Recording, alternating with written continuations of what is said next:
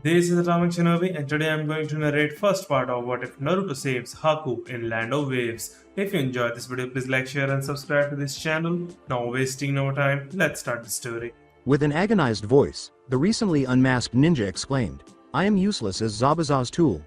Naruto, please," pausing to look into the blonde boy's eyes, "kill me." For a moment, Naruto gaped at her in shock. How is she able to say that so composedly? How could she desire death? He stumbled back in surprise, thinking. Haku demanded, stepping forward to get closer. "Why do you hesitate?" he asked. "I thought you wanted to be a great ninja." Naruto gave a headshake. "How can you say that?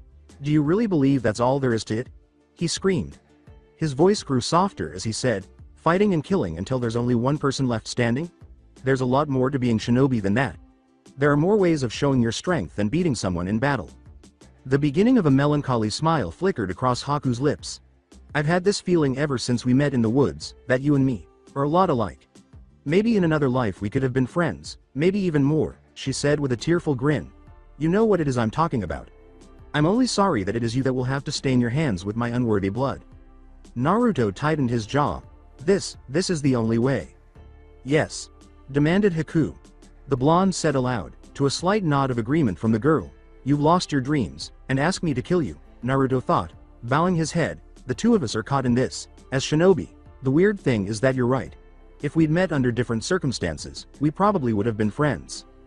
Naruto began to move toward the other, lifting his arm as though to deliver a single slash across the throat, and took a kunai from the pouch on his leg. As he watched, Haku thought, "He will become strong. Naruto, fulfill your own dreams. Protect those that are precious to you." He seemed strangely satisfied. "You think I can kill you, Haku, but you don't understand. I won't kill you, not for that man. If I hit you with the flat of the kunai, I can knock you out. That should be enough," he said, swinging his arm down as the blonde approached, determined to kill her. "Your future is death." As the words reached her ears, Haku's head jerked up. "Zabuza, Sama." Haku grabbed the unwary boy by the arm and threw him around, shouting, "Sorry Naruto. Change of plans." She hurriedly started making seals with one hand, saying, "I'm not ready to die quite yet. My last breath belongs to Zabuza. Sama, so how could I have been so stupid as to ask for a kind death when he still needs me?" Haku vanished in a swirl of mist, freeing Naruto from her grip on his arm. Naruto staggered and gaped in disbelief at the location where Haku had been just moments earlier. Where? His body began to tremble, as though all of his energy had vanished out of thin air. "What's going on?" "Whatever it was, it consumed nearly all of my chakra," Naruto pondered. "And I have yet to locate Haku." The fog was lifting, much to his surprise, and he looked down the bridge and saw. His breath caught in his throat as he and Zabuza stood looking down at each other, with Haku's blood-soaked body between them. "She jumped in to save Zabuza," said Kakashi. "Sensei," punching her chest. Naruto understood. "I had no idea how helpful what I had picked up at the time was." Zabuza hefted his sword back as he spoke. "He plans to attack both Kakashi, Sensei and Haku." "Haku!" As Zabuza's blade swept down, Naruto let out a scream. Kakashi abruptly jumped out of the way, taking Haku's body with him, and carefully laid the girl out on the floor by dropping to his knees. Naruto hurried over to them both and dropped to his knees next to Kakashi, who was spitting blood and had a huge hole in her lung. Naruto whispered, "Haku," and turned to face his sensei, Kakashi, who was wearing a dejected expression. "Will she survive?" "Stay here, Naruto," Kakashi said, averting his gaze from the blonde's worried expression. He got up and walked past the blonde, but a hand briefly touched Naruto's shoulder and squeezed in what was meant to be a consoling gesture. "This fight is between me and Zabuza." The girl gave him a joyful look as Naruto turned to face her. "Naruto. Naruto." Running over with Tazuna in tow, Sakura shouted, "You're okay. I'm happy. Is Sasuke present?" "Naruto," he heard her whisper, as if in question or perhaps realization, and he heard her run away down the bridge. Naruto's face fell, and he jerked his eyes away from her eager one. "I'm sorry," Haku said, looking up at the blonde, whose face was glued to the ground. Naruto looked at the girl and said, "Hey, you should be keeping your strength. Stop talking now." He took hold of one of Haku's hands. Even as a sudden wailing cry arose, as if Sakura had discovered Sasuke, the black-haired girl smiled, and Naruto briefly closed his eyes in an attempt to contain his tears. Almost whispering, Haku said, "You'll see." Naruto opened his eyes to face him once more, saying, Naruto-kun, know that I died, fulfilling my purpose. It was a honor, the girl said. Everything slowed down around Naruto. He felt a cold hand, and he whispered, Haku-chan, as the girl's eyes closed and her chest stopped rising. Haku. Time seemed to stop and turn black as he screamed, and red fire flitted across his hands, illuminating Haku's body. Would you like to keep her, kit? The Kyuubi inquired. When Naruto's vision returned, he saw two crimson eyes peering deeper into the cage and a massive iron gate with a piece of paper holding it closed and the word seal written on it. She can be saved by you.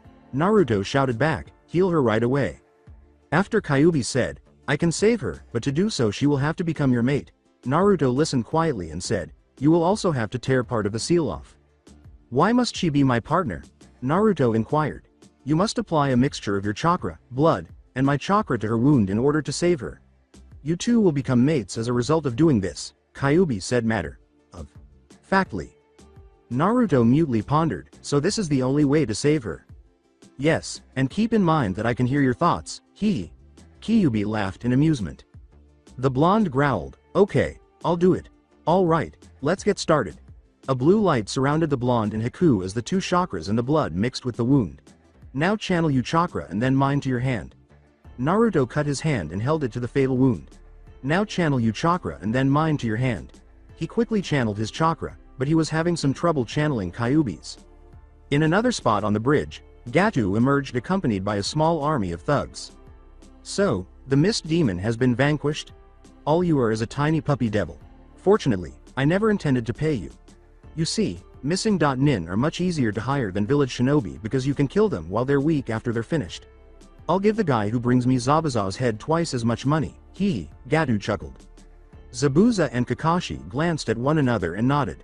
I don't see why we should fight right now, Kakashi, but I haven't killed anything yet. For example, the first person to kill as many of Gato's wins. Everyone froze at this point, not because of Zabuza's words but rather because they could sense the chakra emanating from Naruto. They turned to see the blue light whirling around Naruto and Haku's fallen form. What is this chakra? Silently, the copy.nin pondered, it's as strong as the Kyuubi's, but it doesn't feel evil. What is this power? Zabuza began, but Gato spoke again before he could finish. Now kill them all. The businessman's tyrant screamed. Zabuza and Kakashi immediately started slicing down the thugs like dogs. The X. Mist.nin laughed, looks like I win Kakashi, ha. Ha, but after a moment he stopped and said in a low, melancholy voice, Kakashi, I want to see her. Later, at the end of the bridge, after Gato was killed, Zabuza lay with a variety of weapons stuck in his back. The copy.nin saw the two teens lying on the ground, Haku fully recovered in a now black-haired Naruto by her side. I'll take you to her, he muttered as he carefully removed the weapons and picked up the missing Nin, carrying Zabuza over to where the bright light had been. He then gently placed Zabuza on Haku's other side. What's happening? Why is Naruto's hair black, and did he heal her? What's more, how could he cure her? He has no medical jutsu knowledge. When he wakes up, I suppose I'll have to ask him. I don't know how, but your brat healed Haku, Zabuza said, breaking through his reverie. Are you going to bring her along? She dislikes taking a life. With a tiny tear streaming down his cheek, he concluded, perhaps she can lead a normal life and be content in your village. Yeah, I'll let her come if she wants. With his last breath, he said, thank you, but did not finish. The one-eyed Nin thought, I'll watch for her for you, Zabuza, but first I need to get everyone back to Tazuna's house. But he stopped when he noticed Sakura sobbing on his chest and Sasuke dead on the ground. No, never again. No, I was unable to fail once more. When he heard a dry, low voice, Kakashi began to move forward while crying. Sasuke growled, Sakura, get off, you're heavy. Sasuke. You're still here. You're still here. He shouted for her to stop, and Sakura screamed as she embraced him. Kakashi turned to see the people of the town assembling, and he couldn't help but smile. All of his students were safe and alive. After a few days when Naruto woke up, he realized he was in Tazuna's house, and as he began to sit up, memories of the other day came back to him. The flashback begins after a few minutes. Naruto's body began to hurt, and then a moment later, it felt like it was on fire. He watched as the blue light enveloped him and Haku. What's going on, Kyuubi? The blonde heard laughter and sobbed. Well kid, since my chakra is running wild in your body right now, I decided to do some remodeling, Kyuubi chuckled. What, you're a baka fox? Whatever you're doing, Stop, Naruto let out a scream. Listen here, you hairless ape. A low growl replaced the halting laughter. I'm just giving you a Genkai Keke. I will not allow my container to be a helpless child incapable of self-defense. Really, I have something that might reveal Sasuke. A very optimistic Naruto asked, but Kyuubi chose to ignore him and continue explaining the changes. The body, chakra, and sight are the three components of your Keke Genkai. What they do now is... The flashback concludes. A voice in the doorway brought Naruto out of his reverie. So, do you feel better now? When Naruto turned around, he saw Kakashi standing there grinning. I'm all right, but how is Haku? Is she okay? Asked the teen, who was a little concerned. Well, Haku is, as the one-eyed Nin smiled. She said, well, Haku is fine, but she is at Zabuza's grave right now. But what I would like to know is how you healed her and why is your hair long and black? I developed a bond with her, which made us like clansmen to each other, Naruto said, unsure of what to say. When I healed her, it took place. He made the decision to keep most of his new bloodline a secret, telling Haku and the old man first. He also believed that it would be best to inform Haku of their relationship before telling anyone else. So then my hair turned black. He appears to be himself, but he is concealing something. When two of his friends die in front of him, he must be devastated. I'll put that aside for the time being. Kakashi pondered this. You know death is a part of being a ninja, but you should be happy we all survived, said the lone-eyed Jonin. I am, and I know. Naruto responded, I'm going to find Haku, and rose to leave the room. I know how tough it must be for him to think that he lost a teammate and then a friend, which being up another question, Kakashi said as he sat down to consider what he could do for his student. At what point did they become friends? Zabuza's grave. Naruto approached the girl seated in front of a grave and said, I'm sorry for Zabuza's death, before sitting down next to her. Haku nodded in silence for a few minutes before yelling, I should have died, why didn't I die? After that, she felt Naruto put her arm around him and pull her to his chest so she could express her anguish and frustration for a short while. Then he said in a whisper, I apologize, Haku. I didn't want you to die. I don't want to be by myself once more. He concluded by saying, I want you to come back with me. The ice user felt a tear fall down the side of her face as she looked up at his face, and he said, You are the only one that I have found that has lived in pain for something that was out of their control. I would like to have you as a friend and companion. Haku put her smooth hands to his face and cupped it, saying, We are alike, and we both have lived with the pain of our past. She pulled him into an embrace and said, I would like to be with you and go back to your village with you. The two stood there, enjoying each other's warm embrace, and as night fell, they made the decision to return home for some food and rest.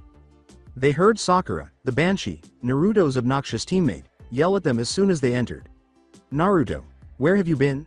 She pointed to Haku with a disgusted expression and said, You just wake up and then go missing all day with her. Sakura's remarks infuriated Naruto, who angrily shot back, Sakura, please, just shut up. I don't need to talk to you about anything because you don't care about where I was or who I was with. After finishing, he passed a startled Sakura and sat at the table, observing that Sasuke was glaring at Haku and that Kakashi had not raised his head from his book. Naruto said angrily, Teme, do you have a problem? A rather irate Sasuke responded, I think that we should kill her, she's the enemy. In an attempt to win favor with her crush, his bubblegum-haired fangirl said, Yeah, she tried to kill Sasuke-kun, she shouldn't be here. Says Naruto. Pardon me. However, I recalled that, similar to Zabuza, she placed Sasuke in a false death state rather than killing him. Kakashi put down his book at this point. When Gato attempted to kill them, she ceased to be the enemy. Any adversary in the ninja world has the potential to turn into an ally at any time. You should all keep that in mind. He resumed reading his book, occasionally laughing as usual. After a while, they all went to bed because they still had a week left to finish the bridge. The rest of the night passed in silence with the usual activities. Sakura ogling Sasuke, Kakashi reading his book, Naruto and Haku chatting, and Sasuke brooding. Naruto found himself in front of Kyuubi's cage once more as he dozed off. Well, Kit, I think we have something to discuss, Kyuubi said. You must first tell your partner everything, including your ancestry and the fact that she is your partner. Second, you will be a weak fool if you put on your mask when you return to your village. You also need a teacher to teach you taijutsu, preferably a powerful style that will break bones, and I want you to start using a sword. I believe that old man, the Hokage, should be able to assist you in finding a kenjutsu master. I'm still exhausted from restoring your blood and healing your mate, so go now. Additionally, You need to get some sleep so that your partner can teach you how to use your ice abilities. Before Naruto could respond to the fox, he was jolted out of his reverie into a pleasant dream in which he, Haku, and Hinata were strolling through the park. Naruto woke up early the following morning, mumbling about strange dreams and baka foxes telling him what to do. Why would I even dream about Hinata? I mean, she's liked me for a long time, and I've come to like her. However, what would the village do if she were with me? I can't have both of them because Haku is my partner. He was ruminating when he heard laughter in his head. I don't think either would be happy about it. You fool. Why don't you take them both as partners? Demons, as you are aware, have multiple partners. Regarding Haku's displeasure over you having another, we've both seen her gaze on Tsunami, which suggests that she caters to both sides. No, as long as you still love her, I believe she will accept you having another partner. You love this Hinata girl, and she loves you. In order to be with the people you love, you must become stronger, Kyuubi stated. But there's no way for me to be with them. Both humans only can have one mate, and even with the villagers telling I'm a demon, I'm not, Naruto retorted sadly. Well, you are both right and wrong, the fox replied. Since he is the last loyal Uchiha, that idiot Uchiha applies to the Clan Restoration Act, which, according to my understanding of villages, allows people with new bloodlines to have more than one mate. As for you not being a demon, well, yes and no. Although you are not a demon, you are as close to a demon as it is possible for a human to be. Naturally, your new ancestry makes that the case. Wow, that will bring so much joy to the villagers. If both Haku and Hinata are okay with it, I might at least be able to be with them. Hey, how are you speaking to me? Hold on a second, Naruto spoke sarcastically. Kyuubi told his container, well, that piece of the seal you tore off lets me see, hear, and smell what you do in addition to speaking to you telepathically. All right, but why haven't you spoken up earlier? You should be the demon who wants to destroy everything that comes in your path. Why are you assisting me, then? Curiously, Naruto inquired. You know how much energy it takes to heal someone who is close to death and create a Kekkei Genkai at the same time. That's why I haven't spoken until now. I was exhausted. And no, I'm not a bad person who wants to murder everyone who disagrees with me, Kyuubi answered. No, I was the guardian of Fire Country once, but that hubby Teme put a very powerful genjutsu on me, Naruto said, sensing the fox's melancholy smile. I attacked your village in a fit of wrath, but fortunately your Hokage put me down before I could do any more harm. I apologize for making your life so difficult, which is why I'm helping you. Therefore, my way of saying, I'm sorry, was to heal your partner and give you a bloodline. He was interrupted by a quiet voice that said, thank you, but I'll find that hubby Teme and make him pay for disturbing our lives. Naruto turned to see Haku smiling at him in the doorway, saying, you know, breakfast is waiting for you downstairs. With a smile of his own, Naruto replied, I will be down in a minute. All right, team, we still have a week till the bridge is finished, Naruto said as he came downstairs and sat at the table where everyone was eating. I'll be taking you to the bridge, Sasuke. You'll be keeping an eye on the house, Sakura.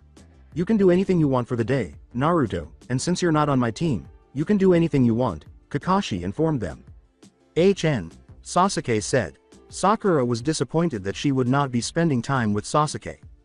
Naruto believed it was the ideal moment to speak with Haku and perhaps enlist her assistance in using his newfound ice power. Naruto asked a blushing Haku, okay, I'm going to go and train, Haku-chan, do you want to come? Why? Yes Naruto. Kun, Naruto observed her, pondering the reason behind her stutter. Naruto turned to see a blushing Tsunami and a blushing Sakura, who looked at him but turned to the ground when he looked at her. Tsunami said softly, maybe you should stay here today. He also heard Kyuubi laughing. Kyuubi, what did you just do? Ha. Ha. I apologize, Kit. Ha. Ha. However, it appears that. Ha. Ha. It appears that I gave you more. Ha. Ha. The females are acting fangirlish and woozy due to a more primordial aura. Ha. Ha. But don't worry, Haku won't be impacted because she is your mate. You're calling her Haku. Chan probably confused her, the fox said, rolling around in his cage. Naruto groaned as he thought, oh, great, just great, this is all I need right now. No thanks, I'm going to leave now because I really need to train. Goodbye. Before Tsunami could finish, the Jinchuriki firmly grasped Haku's hand and hurried out the door. Haku and Naruto had just arrived in the forest and were searching for a clearing to practice in. Choosing to speak up, Naruto said, Haku, I need to talk to you about something. Haku listened carefully as Naruto told her all about the Kyuubi, including how he saved her, his new bloodline, and how she was finally his mate. She was a little taken aback that after saving her life, she had become his mate, as he referred to it. After he finished telling her everything, she found herself hugging him tightly, but overall, she was happy that he told her all of this. She wasn't too upset about being his mate, and she had to admit that he was cute and she liked him, but she would have liked to know him better. Naruto thought, well, that's a relief, she doesn't seem mad. You see, Kit, I told you that she's okay with it. However, you kept Hinata a secret from her. Naturally, that was probably a good idea because too much information could be harmful at the moment. Before returning to the village, you must inform her, Kyuubi said in a tone that was told .u.so. Yes, I am aware, but not right now. Naruto responded to the fox, thank you, but I have to go to training. Hey, Haku-chan, he said, turning to face his mate, I think we should get to training, maybe you can show me how to use ice jutsus. She began teaching him Hyoten Jutsu, but he was struggling to use the proper amount of chakra. Yeah, sure. Haku nodded. She taught him the water-walking chakra exercise to help him control his chakras, and it took the rest of the day for him to master it. By the time he was done, it was time to return home. When they returned to Tazuna's house, they found everyone seated at the table. They ate in silence for the most part of the meal, with Sakura and Tsunami occasionally turning to face Naruto and sporting slight blushes. Sakura was receiving an angry glare from Haku for staring at Naruto in that manner, so Naruto broke the ice by saying, Anyo. We don't really have anything to do we, Kakashi-sensei? Not really, as we are aware that the bridge will be finished in 5 or 6 days. Why are you asking? The Jonin asked, focusing all of his attention on his pupil. Well, I was planning on training for the rest of the week and maybe stay in the forest till we leave for Konoha, responded Naruto. I have no problem with you training the rest of the time, but I don't think staying in the forest is a good idea, Kakashi responded. Thinking fast to secure the private training trip, Naruto remarked, it will help with survival training, having to find food and shelter. Kakashi agreed with Naruto's reasoning and said, okay, but I want you back the night before we leave. Sasuke was furious that the Dobi would be training all the time while he was compelled to remain here and observe the bridge, but he reasoned that since the Dobi wouldn't be there, he could have Kakashi teach him a few new jutsus. Apart from Sakura shouting at Kakashi that Naruto was allowed to train while Sasuke had to stay, the rest of the dinner went rather quietly. However, Sasuke silenced her with a glare because he didn't want her to ruin his opportunity to gain strength. After dinner, Naruto and Haku packed their belongings, bid farewell to everyone, and left for the forest, where they would return in a week. The pink-haired Sakura stood with her foot tapping the floor on the freshly completed bridge, while the rest of Team 7 waited for their final teammate. Sensei, Naruto's late, could something have happened to him while he was training? She inquired with her sensei. No, I don't think so, Sakura, Kakashi remarked. Isn't that correct, Naruto? When Sasuke and Sakura turned around, they saw Naruto dressed entirely in black, with a muscle shirt, pants, and black bandages around his ankles, just like Kakashi. His hair had grown a little longer and was tied back in a small ponytail at the back of his neck. 2 nodashis, one wearing a white sheath and the other a black one, were on his back. How strong has he become in a week? Sasuke wondered. This is unbelievable. Sakura thought in disbelief. Is that Naruto? He appears so. At this point, inner Sakura said, hot, gorgeous, handsome, I can continue if you want to. Speaking to her alternate self, Sakura argued, shut up, I love Sasuke-kun, not Naruto. My vessel is so stupid, the boy was practically adored back then, said inner Sakura. Instead, she goes after the emo bastard who wants to exact revenge on his clan. There are moments when I wish I could use a body to get away from her. Wink wink. We were paying our respects to Zabuza one last time, and it was a long way from Gato's old hideout, Naruto said, rubbing the back of his head. Then you must have stolen Zabuza's Kabikari Bocho, which explains the new clothes, Kakashi remarked. What location is it? On my back, sensei, said Naruto. As you can see, the swords of the 7 shinobi swordsmen of the mist are sentient and can select their successor. Zabuza's sword, Kabikari Bocho, adapts to the successor. Shout out to Kingdom Hearts, folks. I don't own. The black one is called Oblivion, and the white one is called Oathkeeper. Do you even know how to use those? Sasuke asked, glancing at the sword. Want to test me, Uchiha? Naruto said, slipping his hand from his head to Oblivion's hilt. Enough, you too, said Kakashi, diffusing the situation. Let's go. Wait, was cried out. This was the reason I wanted to leave in the first place, Kakashi moaned to himself. Haku and the team turned to face Wave's entire populace, with Tazuna and his family in the front. Didn't you intend to depart before we could bid each other farewell? With accusation, Tsunami said. No, why would you think? Kakashi asked. Sensei, your face says it all. As Inari went to embrace Naruto, Kakashi gave him a sheepish head rub. Will you return soon? Inari, that is a promise in a lifetime. I will definitely come back to Wave to visit, Naruto said with a genuine smile. Inari nodded and took a step back with Tazuna and his mother, reminding them to always protect their family no matter what.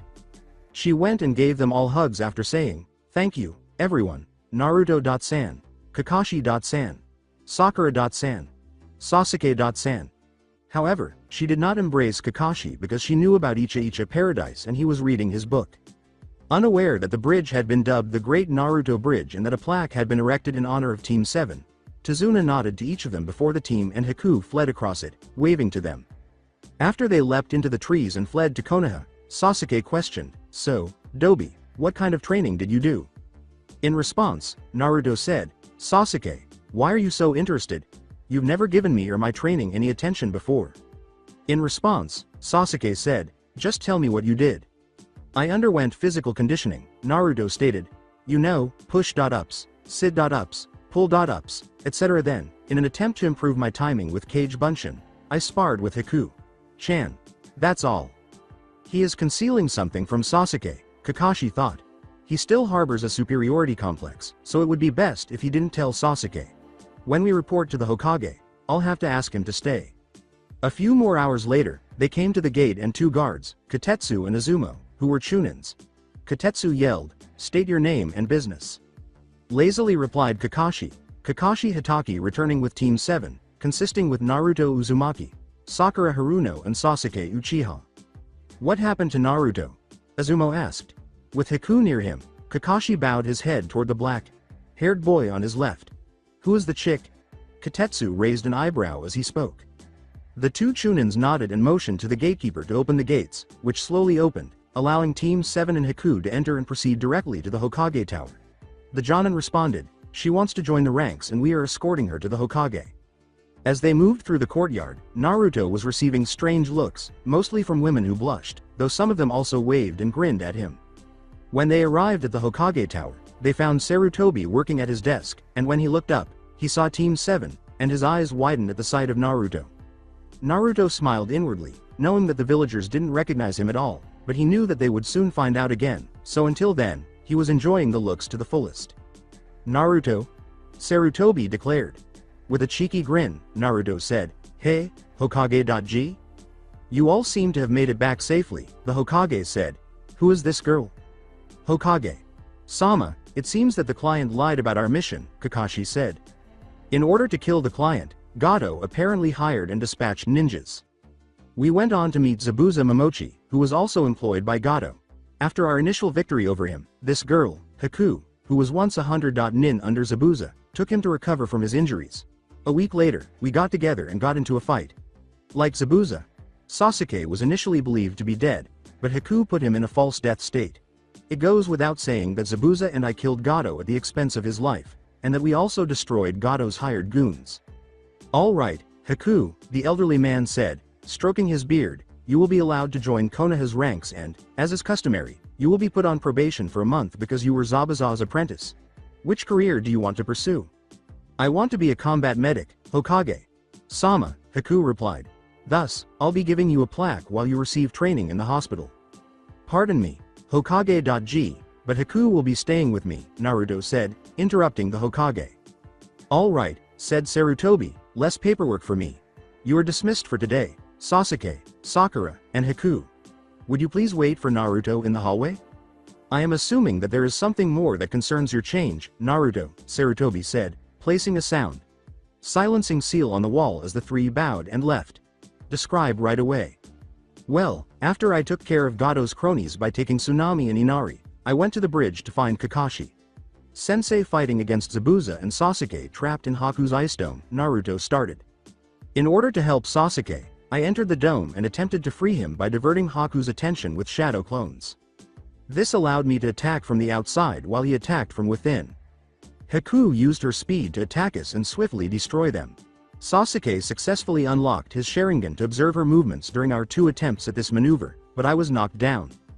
As soon as I opened my eyes, I saw Sasuke standing in front of me, covered in senbon needles. I believed he had passed away, so I became upset with Haku for taking him away. As a result, I was able to use the Kyuubi chakra to defeat Haku. I was about to run and try to knock her out because she wanted me to kill her, but she grabbed my arm and shunshin and led me to Zabuza's location. I then ran after her. When I got there, I saw that Kakashi was about to die after having her arm punched right through her chest. She was very similar to me, so I wanted to save her. I was therefore able to get instructions from the Kyuubi on how to save her. "What?" said Sarutobi. "Did you speak with the Kyuubi?" Naruto replied, "Relax, Oji.san. The fox didn't do anything at all. Well, except gave me a Keke Genkai." Both Sarutobi and Kakashi yelled, "What? Please let me finish," Naruto said.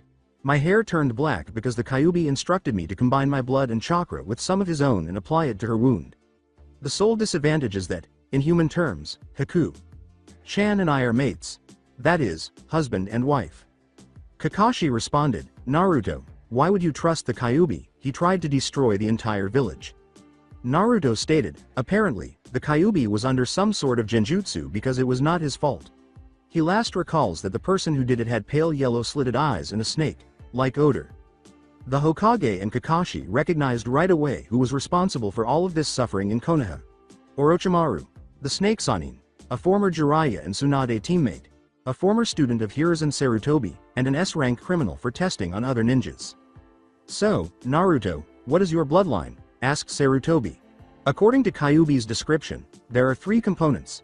The body, chakra, and eyes are all impacted by my bloodline, Naruto clarified. "My body resembles a Han-yu in many ways. My senses, organs, bones, muscles, chakra network, etc. are all enhanced. My pain tolerance, healing rate, and flexibility are all higher." The Kyuubi has now created a backup system that can channel his chakra without causing any harm to my body. Just a minimal amount. And that is impervious to manipulation. My eyes enable me to see through genjutsu, which has been my weakest point, and track an opponent's movements. My chakra imprinted on Haku's, enabling me to use the Hyoden. The smallest tension in my opponent's body can tell me what they're going to do next, and I can move right where they were. The Kyuubi turned his container into a useful bloodline treasure trove, leaving the Hokage and Kakashi speechless. Now I also have 3 abilities. The first is that I give off a primal aura that makes the women act fangirlish and attracted to me, the Kyuubi said. Naruto saw the perverted thoughts that Kakashi and the Hokage were having, and he said, "You two are so lucky that I have to explain this or I would use Oroku no Jutsu on you too." In any case, the boy stated, "I can only suppress Biju, but the last ability is to control and suppress other demons. The second ability is to communicate with foxes." The old man regained his composure and said, "This is all wonderful, but what did the Kyuubi ask in return? No one has ever demonstrated the ability to suppress and control demons since Madara Uchiha and the Shoden's reign, so the Hokage and Kakashi were just irritated by this." "Nothing. Nothing at all," Naruto said. "He doesn't want a weak jailer at all, so all he wants is for me to kick ass. Even though he is still imprisoned, he can see, hear, and smell everything I do." The Hokage responded, "Very well, you are dismissed. You better take Haku home before it gets late." "Is it like the first's bloodline?" Kakashi asked as Naruto nodded and left to meet Haku and take her to his apartment. Replied Sarutobi, "Probably, due to who his father is, but I didn't think that the Kyuubi would be able to replicate it at all since it is dormant for some reason, but it is a wonder that the fox would do all of this to help Naruto." According to Kakashi, maybe because of his pride, he is the most powerful of the Biju, and if Naruto is his container, it is logical that he should be the most powerful of the Jinchurikis. Naruto and Haku. "I'll show you around Konoha tomorrow, Haku-chan. The rest can go to the apartment to accommodate Haku." "Okay. You get me some clothes before the villagers realize that it is me, Yuri. Supply my weapons and get me 2 wooden swords. You get us some food other than ramen. You go to the library and look up some wind and water jutsu along with a kenjutsu style," Naruto said, creating 15 cage bunchins. Naruto turned to Haku and said, "Well, then shall we go, Koriheim?" The clones nodded and began to move. Red in the face, Haku stammered, "Hi." With a smile, Naruto offered her the crook of his arm, which she carefully accepted and inserted her arm into. As they made their way to the apartment, Naruto kept her busy by telling her about his most outrageous antics. Haku laughed as she thought of the tricks he had pulled during his academy years. When they arrived at his apartment, Naruto saw that Haku was a little hesitant to release his arm and smiled to himself that she liked him somewhat. Before long, the clones returned with the necessities and the clone with the weapons brought the high-quality weapons, but what caught Naruto's attention were the black trench knives that the clone in charge of the food bought, along with vegetables, steak, and white sticky rice. The apartment was a little small, but it felt warm and inviting. Naruto showed Haku to her room and gave her the privacy she would need. This time, Haku and Naruto sat at the same table and, during their meal, Haku told Naruto about her travels with Zabuza. After they were done, Naruto looked at the library's collection of jutsu and kenjutsu styles, including Tuketsu Ryu, which translates to Frozen Dragon Style, which included a variety of dark blue, red, and black clothing. Kyuubi said, "Tomorrow, you need to work on your speed with your kenjutsu, though your technique is good with the Silent Homicide style. You need to get some weights and fix up your taijutsu." Naruto soon went to bed and fell asleep while Kyuubi was speaking to him. Replied, "Got it, Kyuubi, I will need to find a taijutsu scroll that fits me the best. I think I will ask Hokage.og.san tomorrow, and I got to work on my new jutsu too." Naruto nodded in his head and fell asleep after Kyuubi said, "Get to sleep, kid, you have a big day ahead of you." Naruto woke up the following morning and went into the bathroom while still massaging his eyes. Looking up, he saw Haku, who was currently topless, blinking once, twice, 3 times before doing the most sensible thing that all naive boys do when they see someone of the other sex, fainting. After a few minutes, Naruto awoke to find Haku staring into his face.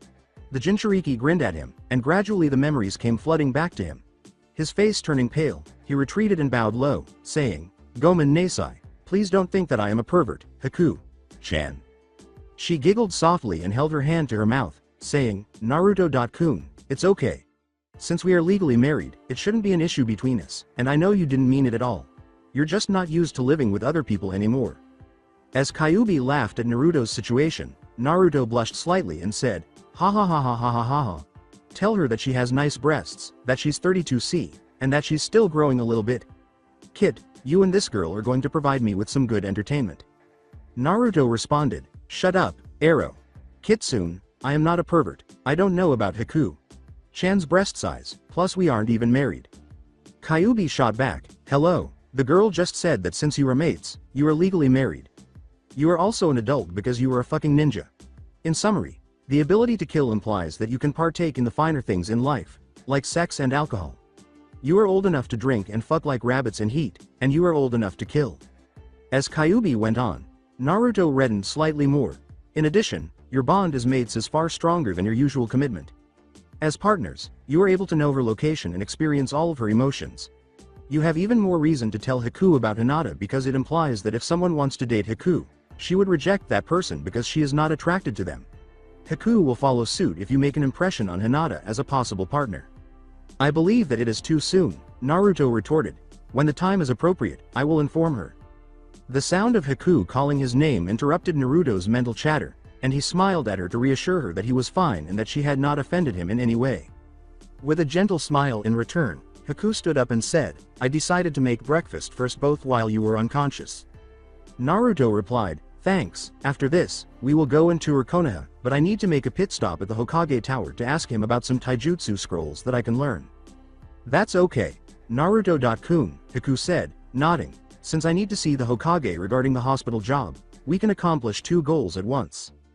Hotcakes, eggs, and sausage links were on the 2 people's plates when they arrived at the table, and Naruto exclaimed, "Wow, Haku-chan, this is amazing." At his compliment, Haku flushed, saying, It's not much, and Naruto-kun."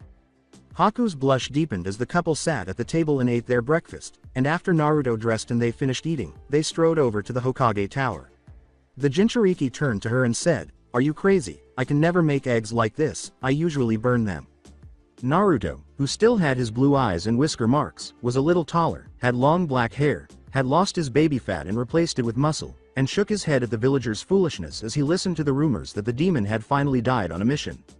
Naruto thought, HMPH and they call me dead, last. "What can I do for you, Naruto?" they asked the secretary, who led them inside to meet the Hokage. The Hokage inquired. Naruto replied, I would like to know if there are any taijutsu scrolls that I can borrow, so I can learn since mine is a little sloppy. Striking his beard, the Hokage remarked, I think I might have one. As the Hokage walked up to his library and produced a red scroll, the old man thought, I will give him his mother's taijutsu style. After all, it is rightfully his and I have a feeling that something will happen to it. I think this style will suit you well, Naruto. It was created by one of our best ninjas in Konoha and is known as the Raging Torrent style. After Naruto thanked him, Haku said, Hokage. Sama, tell me when my shift at the hospital begins. The Hokage responded, let me check my records, Haku.san.hmm. Let's see, yes, you will start tomorrow at 8 in the morning and end at 4 in the afternoon. Sarutobi was left to stare at the stack of documents as Haku bowed and said, thank you, sir. I hate you so much, I will find your weakness, you son of a bitch. The elderly man reflected on his most formidable opponent. Naruto and Haku. The couple showed her the entire village as they strolled around the courtyard, stopping first at Ichiraku Ramen, where Tuchi and Ayame gave them a warm welcome even though they initially didn't recognize Naruto because of his long, black hair. After visiting the different training grounds and shops, Naruto took her to his favorite location, which just so happened to be his favorite spot. Haku-chan, hold tight, okay? Naruto uttered those words. As he accompanied her on the ride, Haku nodded and pulled him closer to her. A few minutes later, she turned to see that they were atop the Hokage monument.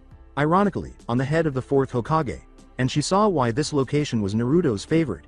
The entire village was silhouetted by the sunset, giving it a gentle glow.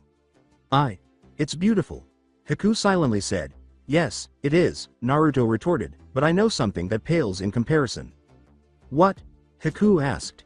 After giving her a quick glance, Naruto said, you. They sat on the Yondaime's head, watching the sunset until nightfall, and when Naruto looked down, he saw Haku sleeping soundly on his chest, and Haku blushed a scarlet red as she saw Naruto's serious expression. She looked so peaceful when she was sleeping, he said, removing a strand of hair from her lovely face. He thought to himself, I better get her home now.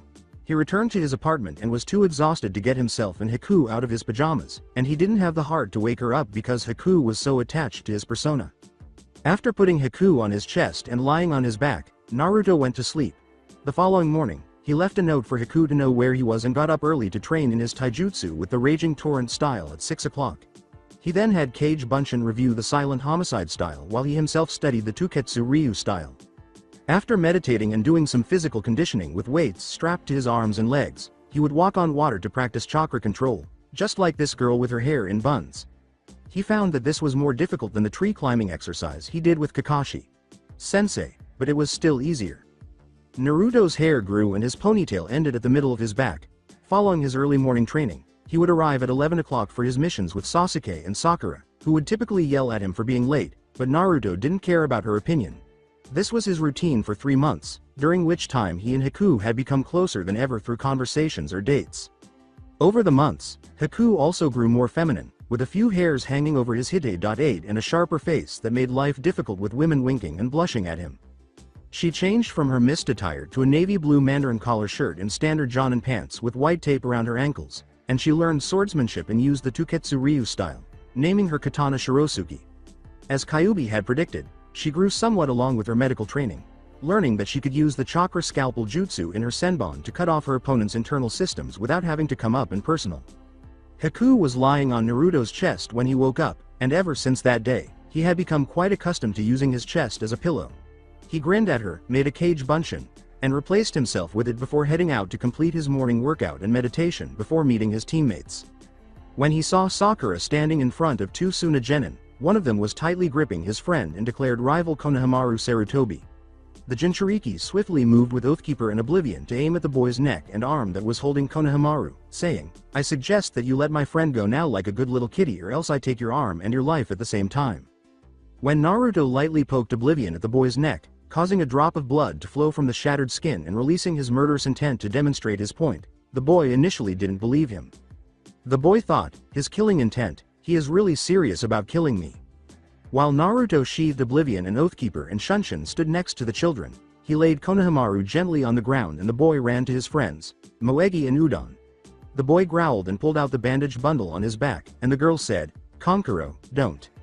Shut up, Tamari. This kid needs to learn to respect his elders. The boy, who identified himself as Conqueror, said, glaring at the blonde girl. This coming from a boy who dresses up as a cat and uses his sister's makeup, Naruto said, raising an eyebrow. Kid, it looks like I'm the older one in this one. Furthermore, given that your teammate next to Sasuke is practically glaring at you, I seriously doubt you would do that. Sasuke was taken aback by Naruto's perception, as he had never sensed the red head at all, but Conqueror stiffened, and everyone turned slightly to see a red-haired ninja with green eyes and a gourd strapped to his back. Conqueror, put that thing away. You are embarrassing us since we are representing Suna, the boy Suna Shunshin said to his teammates. According to Conqueror, but the redhead gave him a fierce look and said, Conqueror, do it or I'll kill you. Conqueror put the bundle on his back and immediately stopped talking, saying, Come on, we are leaving, you two. You three are from the village hidden in the sand, Sakura said. Wait a minute. You're here, but why? Are you serious? The blonde girl asked, turning to face her. The Chunin exams are the reason we are here. What on earth have you been up to? You. What's your name? Said Sasuke. Who? The girl asked, pointing to herself. Me. Angrily, Sasuke said, No, the red head. My name is Sabaku no Gaara, the boy said. Yours? Says Sasuke. Sasuke Uchiha. And what is your name? Gaara asked Naruto as she turned to face him. Naruto Uzumaki, and may I ask for yours, miss? Said Naruto. After blushing, the blonde girl said, My name is Sabaku no Tamari. With a slight flush on her face, Tamari gave Conqueror teasing material to use against her. Naruto remarked, That is a nice name for a beautiful lady. I look forward to seeing you again, Tamari-san. The boy thought, interesting, mother wants the Uchiha's blood, but what is it about Uzumaki that intrigues me so much and makes me fear his power at the same time? Gaara said, Come on, Tamari, Conqueror. I detest waiting, so I suppose I'll have to wait until the exams. Are you okay, Konohamaru? Naruto asked, turning to face him. Naruto.ni.san, I'm fine, Konohamaru said. That was awesome. You got those swords from where? Let's just say a great person entrusted them to me, Naruto said, smiling softly. Now, hurry along and make sure you don't run into anyone. Can't you play with us? Asked Moegi. After giving it some thought, Naruto remarked, Why not? I have time to kill. Naruto, we have a team meeting today, Sakura said. So, the Jinchuriki said, in any case, Sensei is frequently 2 hours late. According to Sakura, but he might show up on time this time. Naruto calmly responded, You said that 3 months ago, now if he just so happens to show up early, tell him that I thought he was going to be late like always. Naruto left Sakura and Sasuke to go to the meeting spot on the bridge while he ran off with Konohamaru, Moegi, and Udon. When Sakura and Sasuke appeared on the bridge 2 hours later, Sakura snarled, Don't say a word. Kakashi appeared, crouched on the bridge's railing, and Naruto grinned at her. The Jonin said, Yo. Sakura let out a cry, You're late. Kakashi responded, Sorry, I was helping an old lady across the street like the gentleman I am. Sakura yelled. Quit lying.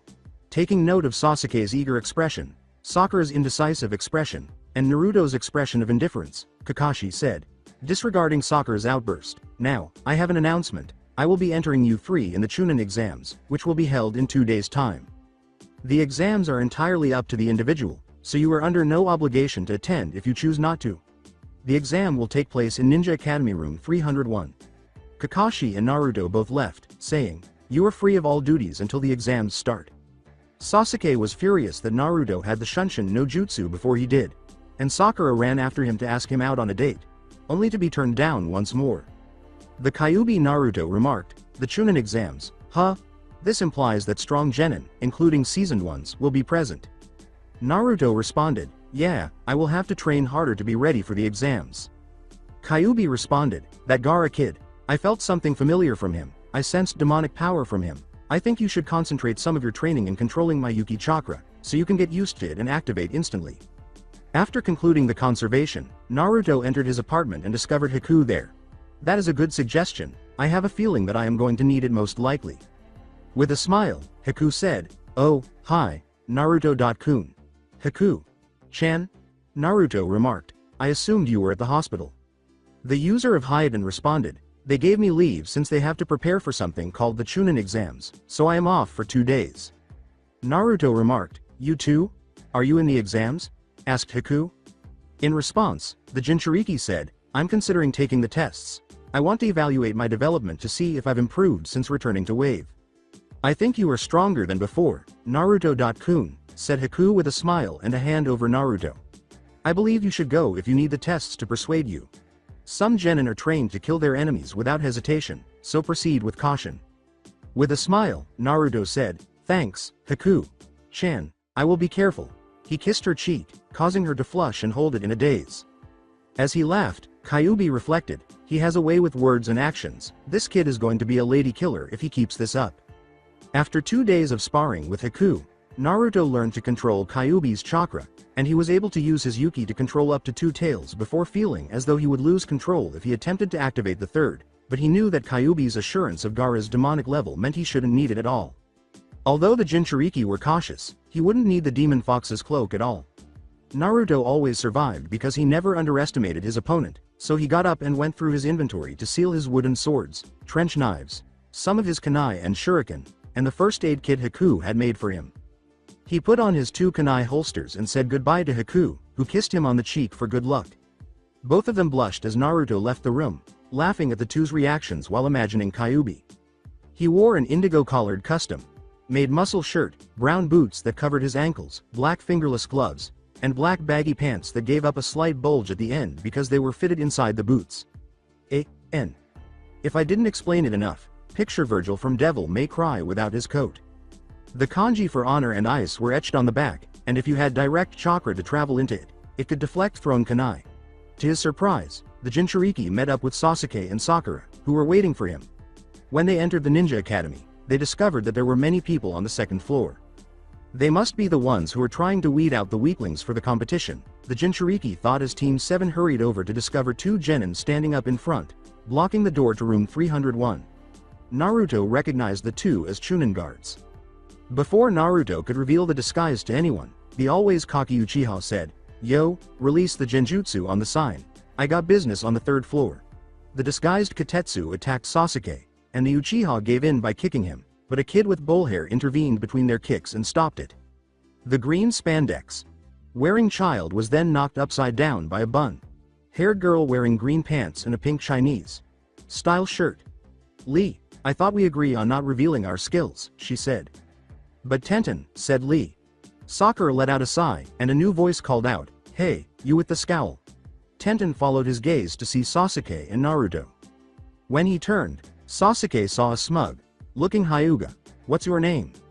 "Uchiha Sasuke," said Sasuke. "Neji Hyuga," was the Hyuga's response. "I'm excited to see you at the tests." "Tenten, Lee, let's go." The team went upstairs, and shortly after, Team 7 followed. Lee called down to Sasuke and said, "Sasuke Uchiha, I challenge you to a duel." "Sasuke," Naruto remarked, "we have no time for this." Says Sasuke. "I have plenty of time to beat this freak." "Never underestimate your opponent," Naruto advised Sasuke. Naruto sighed and said, "Fine, but don't say I didn't warn you at all," after Sasuke ignored him. Naruto then went upstairs to find Tenten waiting for Lee. "Hello, I take it you're Tenten?" Naruto inquired. "Yes, and you are?" Tenten asked. As he extended his hand, Naruto said, "Naruto Uzumaki, nice to meet you." Tenten firmly shook his hand and asked, "Is it okay if I look at your swords?" "I have never seen a sword like this before. What is her name?" Naruto grinned and said, "No, not at all." He used a ring to unsheath Oathkeeper and Oblivion and held out the latter's hilt for her to examine. "Curious?" she asked. As he retracted it and handed Oathkeeper to her, the Jinchuriki retorted, "Oblivion and this one is Oathkeeper." Tenten stated, "They both work well together. Oblivion seems like the offensive, while Oathkeeper seems like a defensive tool to defend. When used properly, they're invincible when combined." "You seem to know your weapons, Tenten," Naruto remarked. Tenten replied, "I have to. I plan to become a weapons specialist after all." This is what Naruto said, "I hope to see in the exams then, Tenten." Tenten said, "Have you seen Lee?" "I do."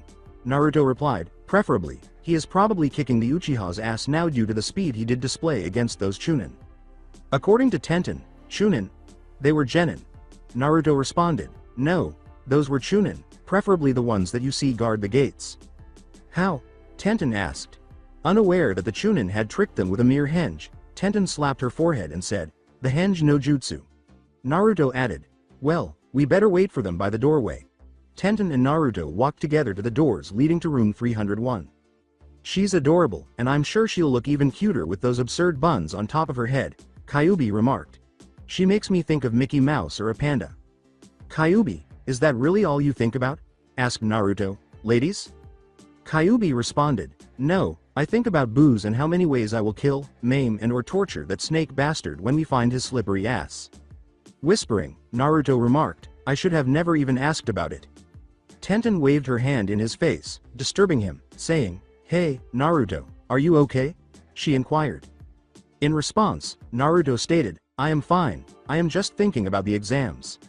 You're anxious, aren't you? Tenten asked. In response, the Jinchuriki said, I am a little, this is my first time taking these exams. Tenten replied, don't worry, I am sure that you will be fine, plus if things go wrong, we will bail you out. It is more like the other way around, Tenten, Naruto said with a laugh. With a playful shove, Tenten said, hey, don't get cocky, I bet I could beat you with one hand behind my back. I suppose we have to wait and see, Tenten, Naruto remarked. Tenten was permitted inside, and Kakashi was waiting by the door when the two approached. Naruto remarked, this wasn't personal choice, was it? No, said Kakashi, it wasn't. Sakura and Sasuke are where? Sakura and a battered Sasuke approached them, as expected. What the hell happened to you two? Asked Kakashi. Sakura responded, green spandex, sunset, rainbow, so much hugging. Naruto was perplexed as Kakashi's lone eye widened. What? It seems that they met Might Guy, Kakashi remarked. According to Naruto, who is that? Do you know Rock Lee? Kakashi asked. Picture an older version of him talking out the flames of youth. Kakashi said, but it doesn't add up with Sasuke's bruises. Naruto nodded, but he didn't know what the flames of youth were until he thought about it. I can answer that, Naruto said. Sasuke. Teme got his ass kicked after responding to a challenge from Rock Lee. Sasuke gave Naruto a glare as Kakashi remarked, that seems understandable, now good luck to you all. Based on Lee's speed, Sasuke's body was unable to keep up with him.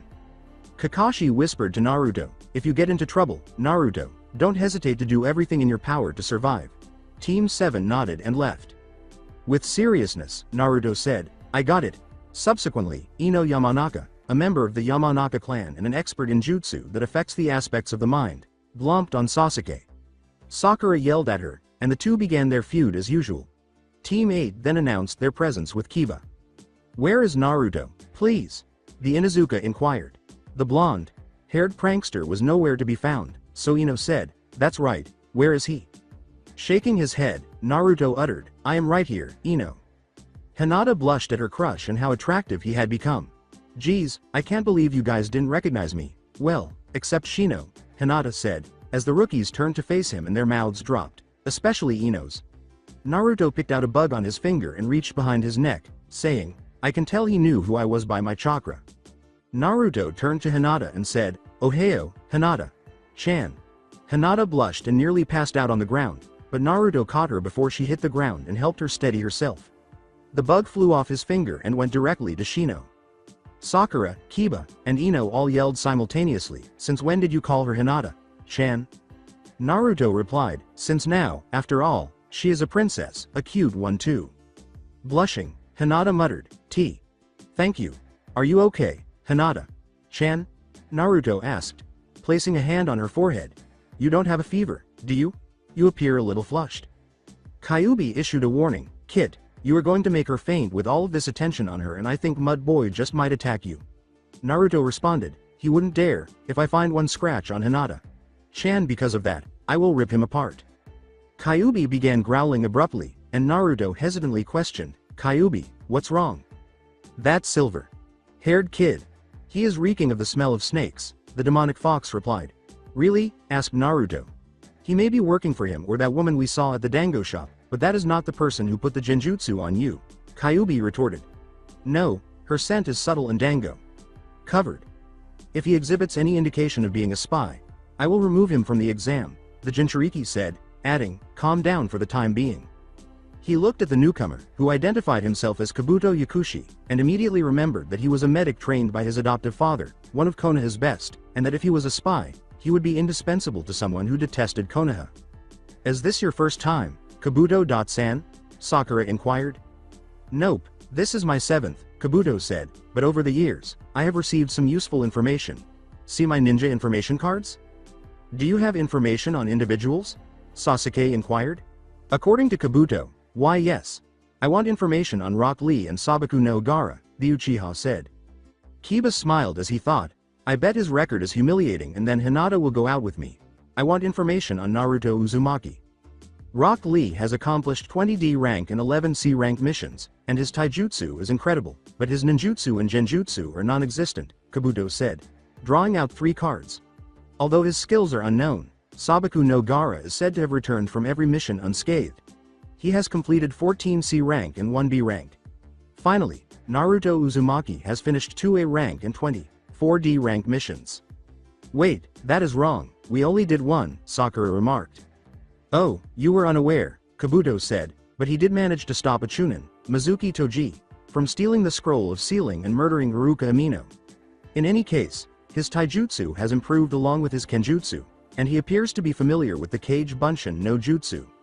Even though that mission was only known to the Hokage, you seem to know a lot about it, Naruto remarked. Furthermore, you are the adopted son of Ishide Yakushi, a chief medical ninja in the Anbu and one of the best medics in Konoha at the time. You are a spy because he is your father and taught you everything you know. What makes you think so, Naruto-kun, laughed Kabuto. Replied Naruto, the fact that you failed this exam 6 times despite the fact you are an accomplished medic and the fact that you smelled a lot like snakes. A smell that is known to only one person who could possibly have the motive to destroy Konoha, Orochimaru, the snake Sannin and S-rank criminal. There was silence until Kabuto burst out laughing once more, saying, Naruto-kun, you are a real comedian. Am I connected to Orochimaru? It's hilarious that you think that. Naruto also chuckled, saying, Kabuto, you're right. To believe you caught me so quickly. That boy, I am going to have to take him out when Orochimaru Sama separates them from the Uchiha, Kabuto thought as the rookie 9 sighed with relief. In his mind, Naruto said, I got you, traitor.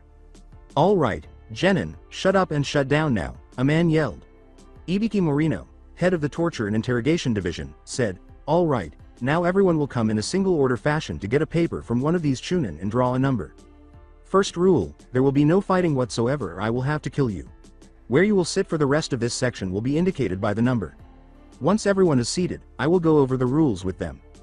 After the Genin had all taken their seats, Ibiki declared, all right, these are the rules. Each question on this test was worth 1 point, according to a grade point system. You lose a point if you get one wrong. Now, you lose 2 points for even considering cheating, and you run the risk of being eliminated. Your teammates will also be a factor in this test. You must score at least 20 points. You and your teammates will be eliminated from the test if you don't. Sakura and Sasuke began glaring at Naruto right away, but the Jinchuriki smirked as he revealed his intention to kill, and both of his teammates got shivers every time they saw him. Now begin, Ibiki was saying. Naruto thought, Ibiki gave us enough chances to cheat, why would he do that unless he wants us to cheat? As he glanced at his paper and noticed that the questions were extremely difficult to answer. You would typically be expelled from the academy right away if you were found to be cheating. Who knows the answers now? Naruto's gaze whipped around to see Shikamaru 2 rows ahead of him, but he was dozing off on top of his test, and Sakura was 3 rows to his left behind him. Then he saw Hinata standing next to him, cheating with her Byakugan before turning to face Shikamaru and seeing his paper, which was full of the right answers, which she swiftly jotted down and turned off before anyone could see. It appears that I will have to answer using Hinata. Chan. Gomen, Hinata. Chan, but I have to pass. Naruto pretended to be thinking as he looked down at his test and focused on focusing his chakra. He created an ice mirror out of the moisture in the air near the lamp with the mirrors and pointed it at Hinata's paper. Tenten used the mirrors to assist her and Lee with the answers. Gaara used sand to blind and looked at a random Genin's paper, and Sasuke used his Sharingan to copy the person's pencil movements. Naruto grinned and started writing down the answers as fast as possible before anyone realized his plan. Hinata blushed and turned away, doing her sporadic habit of pressing her pointer fingers together, but Naruto decided to turn his eyes on her and wink at her after noticing that she was looking to her left to watch his movements. Kyuubi replied, Naruto, stop teasing the poor girl or she will die of blushing. What? Said Naruto. I simply let her know that I'm alright. Alright, Ibiki said. The 10th question will depend on how you respond to a few more guidelines. You and your team will automatically fail and be disqualified from taking the test in the future if you answer this question incorrectly. Kiba yelled, that is some bullshit, there are many genin here that were here from last year. Unfortunately, they were fortunate enough not to have me, Ibiki said. Here, my rules are the law, and this is my classroom. Do you understand, puppy? The proctor went on, but I'll be kind. If you don't want to respond to this question, you can stop and retake the test. Now, put your hand up if you don't want to answer the 10th question. As different ninja and their teams failed out of fear, many hands raised in the air in silence, and Naruto began to laugh when he saw that the room was nearly empty, drawing Ibiki's attention. Uzumaki, what's so funny? Ibiki inquired. The fact that you deceived the idiots who left about having the ability to ban them from the exams, Naruto retorted. You tortured them by inciting fear and creating mental turmoil. It makes sense that you are known as the Mind Reaper, but we are smarter than that, so I doubt it will work on us. Ibiki pondered, this kid, he is very smart to catch on, and with his words, he diffused the atmosphere I just created. The proctor said with an evil smirk, just for that, Uzumaki, you have just sealed this room's fate. As a result, you all passed the first part of the exam. What? Sakura asked. What about the questions? What did the 10th question aim to accomplish? Ibiki smirked and said, you could say that the final question was whether to stay or go. The purpose of the remaining 9 questions was to assess your ability to gather information.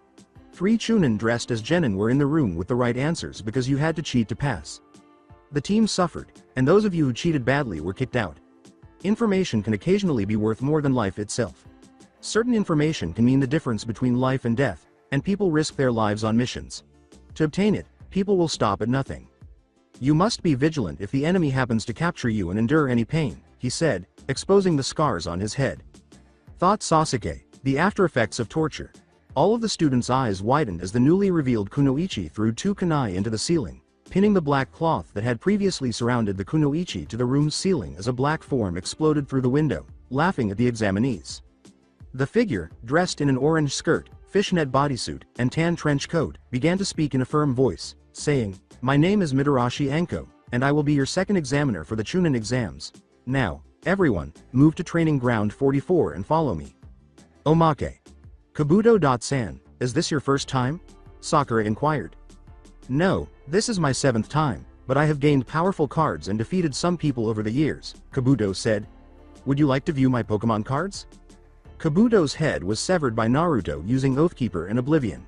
She screamed, Naruto, why did you do that? He just wanted to show us his Pokemon cards. You are so stupid, Sakura, Naruto remarked. What? Sakura asked. According to Ino, Kabuto was a spy.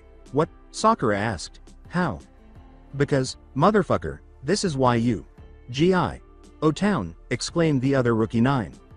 You passed 26 teams, Ibiki. Are you losing your touch? The woman, Anko Mitarashi, asked Ibiki after glancing over the genin. Ibiki responded, you were early, Anko, and no, I am not losing my touch. It seems that we have an interesting bunch this time. The genin filed out of the room to follow the woman, who appeared to be more frightening than the previous one, after Anko said, oh, well, it doesn't really matter anyway. My test will cut them in half. Now move. Ibiki started picking up papers from the desks until he approached one with a note addressed to him after the genin left to follow Anko to the next location. Ibiki. I want to let you know that Kabuto Yakushi is working with Orochimaru, an S-rank criminal. He appears to be well versed in a number of classified details, including the one pertaining to the capture of traitor Mizuki Toji. I intend to pursue him in the exams, or you will probably look for me. While I stall Kabuto, you must inform the Hokage of this and request that he send Anbu. I'll guide them to our location by using the Kyuubi's chakra as a beacon. Naruto Uzumaki. Ibiki reported this urgent issue to the Hokage right away by performing a shunshin to his office. The Forest of Death. This ground here, kiddies, is training ground 44, also known as the Forest of Death. Why is it named that? Well, you all will soon know the meaning of the name, said Anko. In response, Naruto said, it doesn't look like much to me. The Jinchuriki saw the evil glint in Anko's eye as she looked at him. With Oathkeeper in hand, Naruto deflected a kunai that she threw at him. After cutting his cheek, Anko approached him from behind and remarked, young ones like you have a tendency to die first. Naruto then vanished. As Naruto uttered the words, rule number 13, always be ready for unexpected surprises, Anko felt the icy steel of Oathkeeper against her neck. Sasuke was thinking, so fast, he is almost as fast as that Lee kid. He is definitely stronger than before. Hinata mused, S. Sugoi, Naruto.kun. Kiba sighed and said, so what? He will never be able to beat me, he is still Adobe. Then I will take Hinata away from you and force her to have my pups after I humiliate you, showing her the flaws that you have.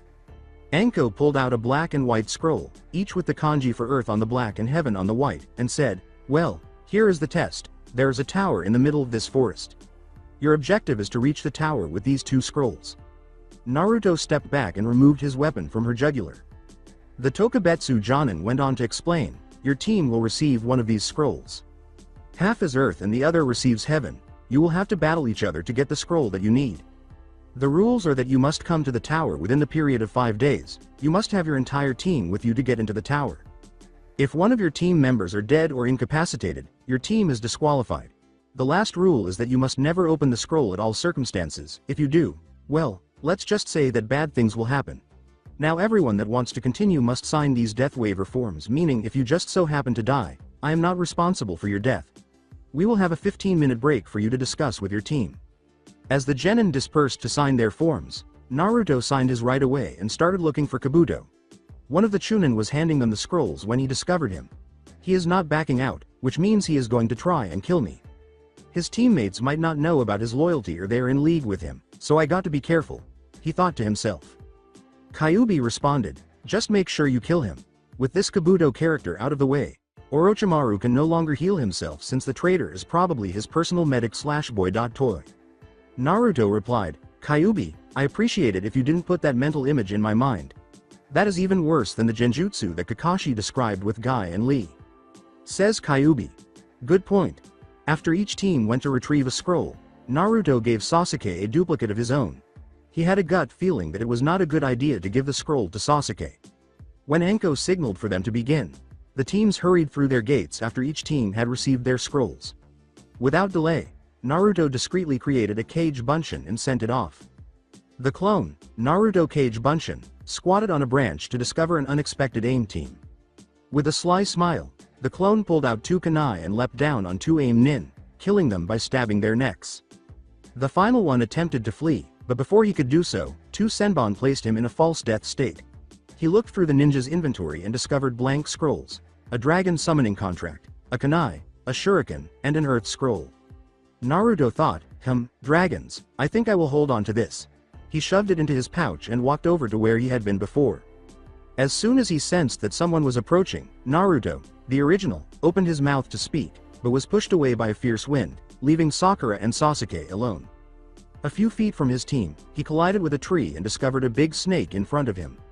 Naruto said, Orochimaru has been feeding you well, as he removed Oblivion.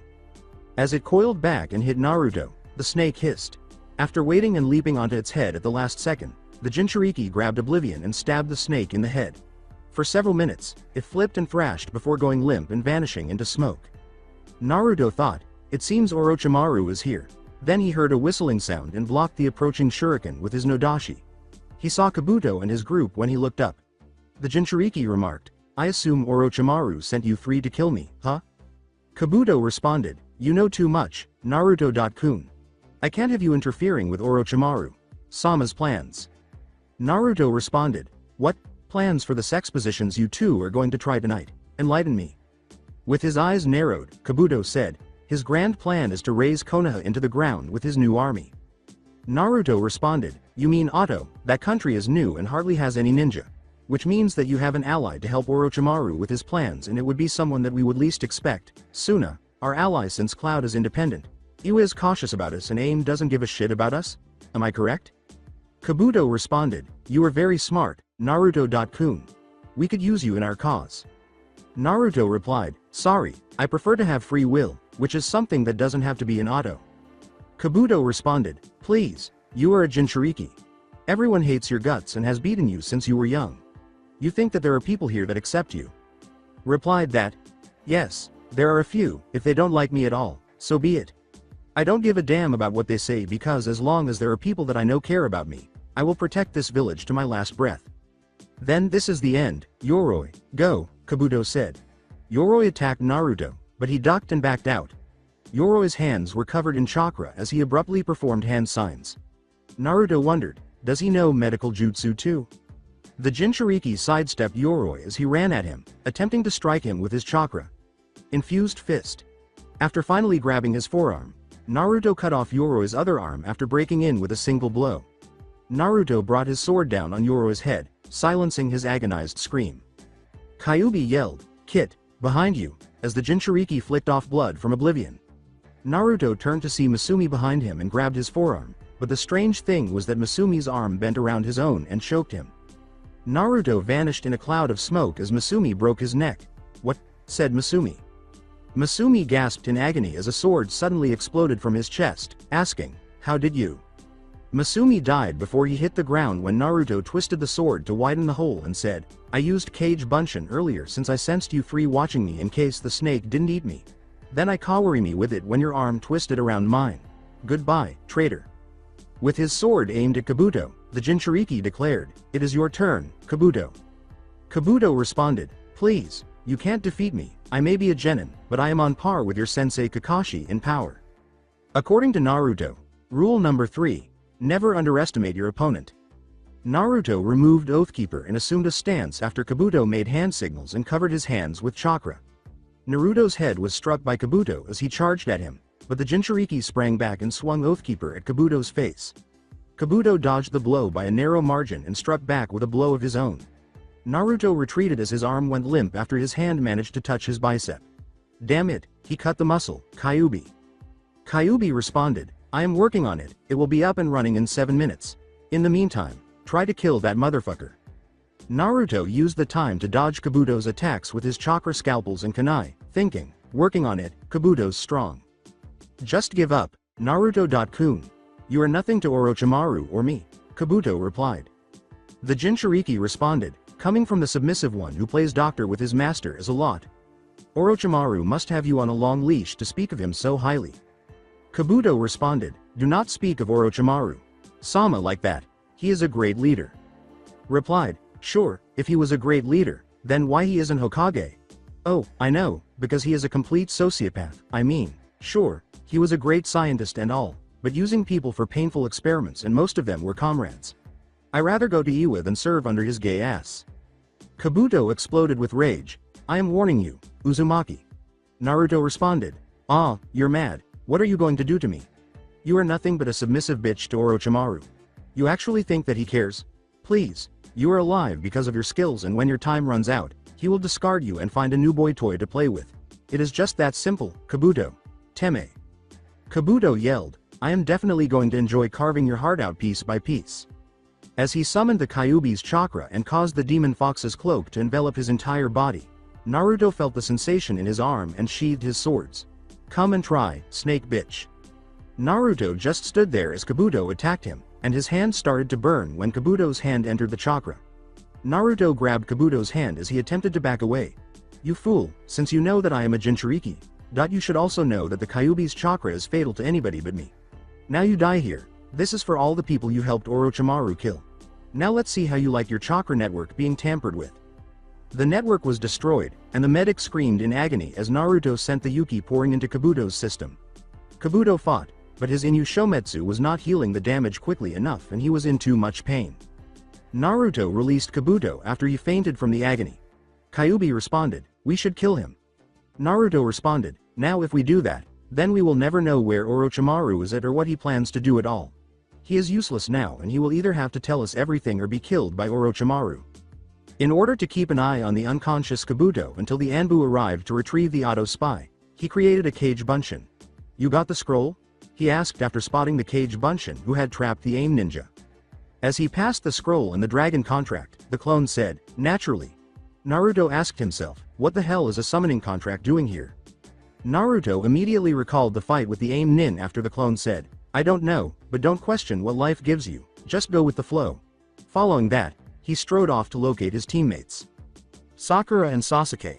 At the moment, the tall woman from Kusa was engaged to the Uchiha and his fangirl. Sasuke noticed that her henge was off because Oathkeeper and Oblivion were not on her back when she initially attempted to pass for Naruto. Sasuke stabbed himself to break free from his frozen state after she used killing intent to lock them in place, and he and Sakura were now fleeing. To pursue and devour them both, the Kunoichi called forth a snake. This girl, She is not a genin, she is a monster. We need to get away. Sasuke thought as the snake drew nearer and nearer, opening its maw to devour a flurry of ice senbon and kunai. Crossing his arms, Naruto declared, "No eating teammates, it is bad for your health." "Naruto, we must leave this place before we are killed," Sakura yelled. Naruto ignored her screams and replied, "Orochimaru, can someday you choose a freaking gender and stick with it please? It is highly troublesome to call you a he, she or he. She at different points." "You are supposed to be dead," Orochimaru said. Naruto replied, "And yet I am not. Your subordinates were hard to beat, especially Kabuto. He was a tricky one, I had to practically make him a vegetable to defeat him." According to Orochimaru, that is impossible. "With a ninja, nothing is impossible," Naruto declared. "I am going to kill you," Naruto Uzumaki declared the snake Sannin. Naruto replied, "No doubt you can, but you would blow your cover and the Anbu, who happen to be near our location, would find you. You have two options. 1. You can retreat seeing that we can't defeat you by ourselves, or 2. You can stay here and kill us only to have dozens of Anbu on your ass." Growling, Orochimaru uttered, "How about option 3? Orochimaru yelled, "Fuden! Daitopa!" before Naruto could respond. The blast knocked Naruto off balance, and Orochimaru emerged behind Sasuke to bite him in the neck. Sasuke knelt down and screamed in agony as soon as a symbol of 3 tomes that resembled the Sharingans appeared. Sakura yelled, "You freak! What did you do to Sasuke-kun?" as Orochimaru leapt away.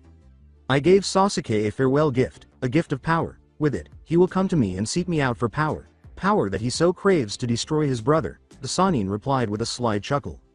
Orochimaru then sank slowly into the earth to depart. Orochimaru's head vanished as Naruto rushed back in. Kyuubi responded, "Kit, we could have killed him when we had the chance."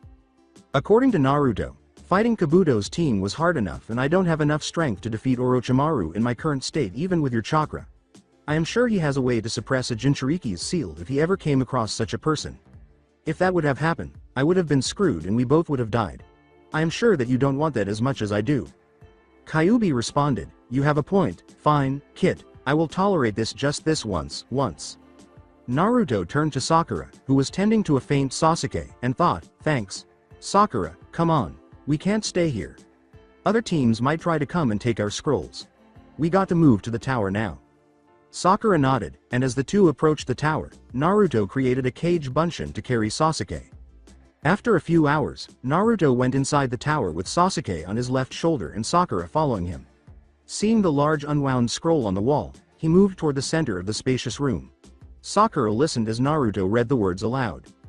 "Go acquire knowledge and wisdom if heaven is not yours. Go train in the fields and build strength if you don't have earth.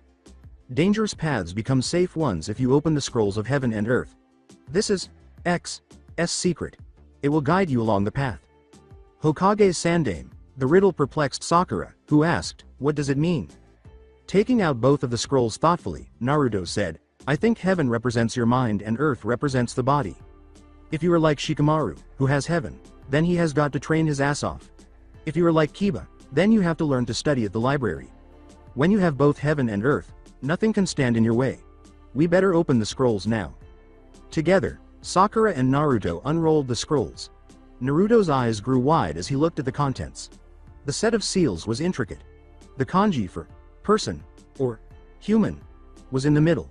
Sakura reached the same conclusion as Naruto, and the two of them threw the scrolls in an X shape on the ground. The X shape began to protrude in the middle. The Genin's vision became blurry as it exploded in a puff of smoke. Sakura and Naruto tensed as all they could see was a dark silhouette in the smoke. Naruto was taken aback when he recognized the silhouette that emerged from the smoke. The two relaxed as the smoke dissipated, relieved that it wasn't an enemy. Actually, it was their enemy's exact opposite. Sakura said, "What are you doing here, Iruka, sensei?" as Naruto grinned broadly. Iruka was about to respond when he noticed Sasuke's unconscious state. Iruka vanished as Naruto made his way to the waiting area while holding Sasuke on his shoulder. He scowled but said, "I'm here to congratulate you on completing the second exam. You still have a few days till the second exam ends, so you can relax in one of the unoccupied rooms until the second exam is over." When they arrived at the assigned spot, Naruto noticed that Team 8 and the Sand Team were present. He and Sasuke then proceeded to a clear side, where they propped the unconscious Genin against the wall a short distance away. Naruto checked his inventory quickly and then fell asleep. The remaining teams were soon led into an arena after 5 days. She said, "First of all, I would like to congratulate you all for passing the exam." After that, she thought, to think that 21 passed out of all 78 participants. Well, I did say that it will be cut in half, but I was expecting single digits. Naruto looked around the room while the Jonin gazed at the Genin. In addition to the Rookie 9 and the enigmatic Suna team, he saw that a Taki team had arrived. It seems that the strong people have survived this round, and I see that Orochimaru is here as well. I can't do anything here without placing everyone in danger. Naruto thought to himself. Anko replied, "Now, we will let Hokage Sama explain the third test." "Hokage Sama, if you please." The Genin awoke at the Hokage's words and nodded, saying, "Thank you, Anko. First, I personally congratulate you on passing the second part of this exam. Before we begin, I would like to inform you about the true reason of this exam." True reason? Sakura asked herself. Why do we have all the allied countries taking the exam together? Sarutobi rhetorically responded, to promote friendship among the countries, to raise the level of shinobi. Please don't be confused with these sugar-coded words. This exam is, Tenten pondered, is. Sarutobi went on, as a technical war between the allied countries. With the exception of Gaara, Shino, and Kabuto's team, every Genin was taken aback. Tenten asked, "Wait, just what does that mean?" Sarutobi thought, if we were to go back in time, the allied countries were all enemies. To preserve peace, the Chunin exam selection was born to solve the problem. Kiba yelled, "Why the hell we have to do that shit? Is this for deciding Chunin?" Replied, "Yes, that is correct, but also this exam has another side. You are risking your own lives to fight for your respected village's prestige. The ones watching the exam will be leaders and influential individuals, also each daimyo will be there to watch you fight.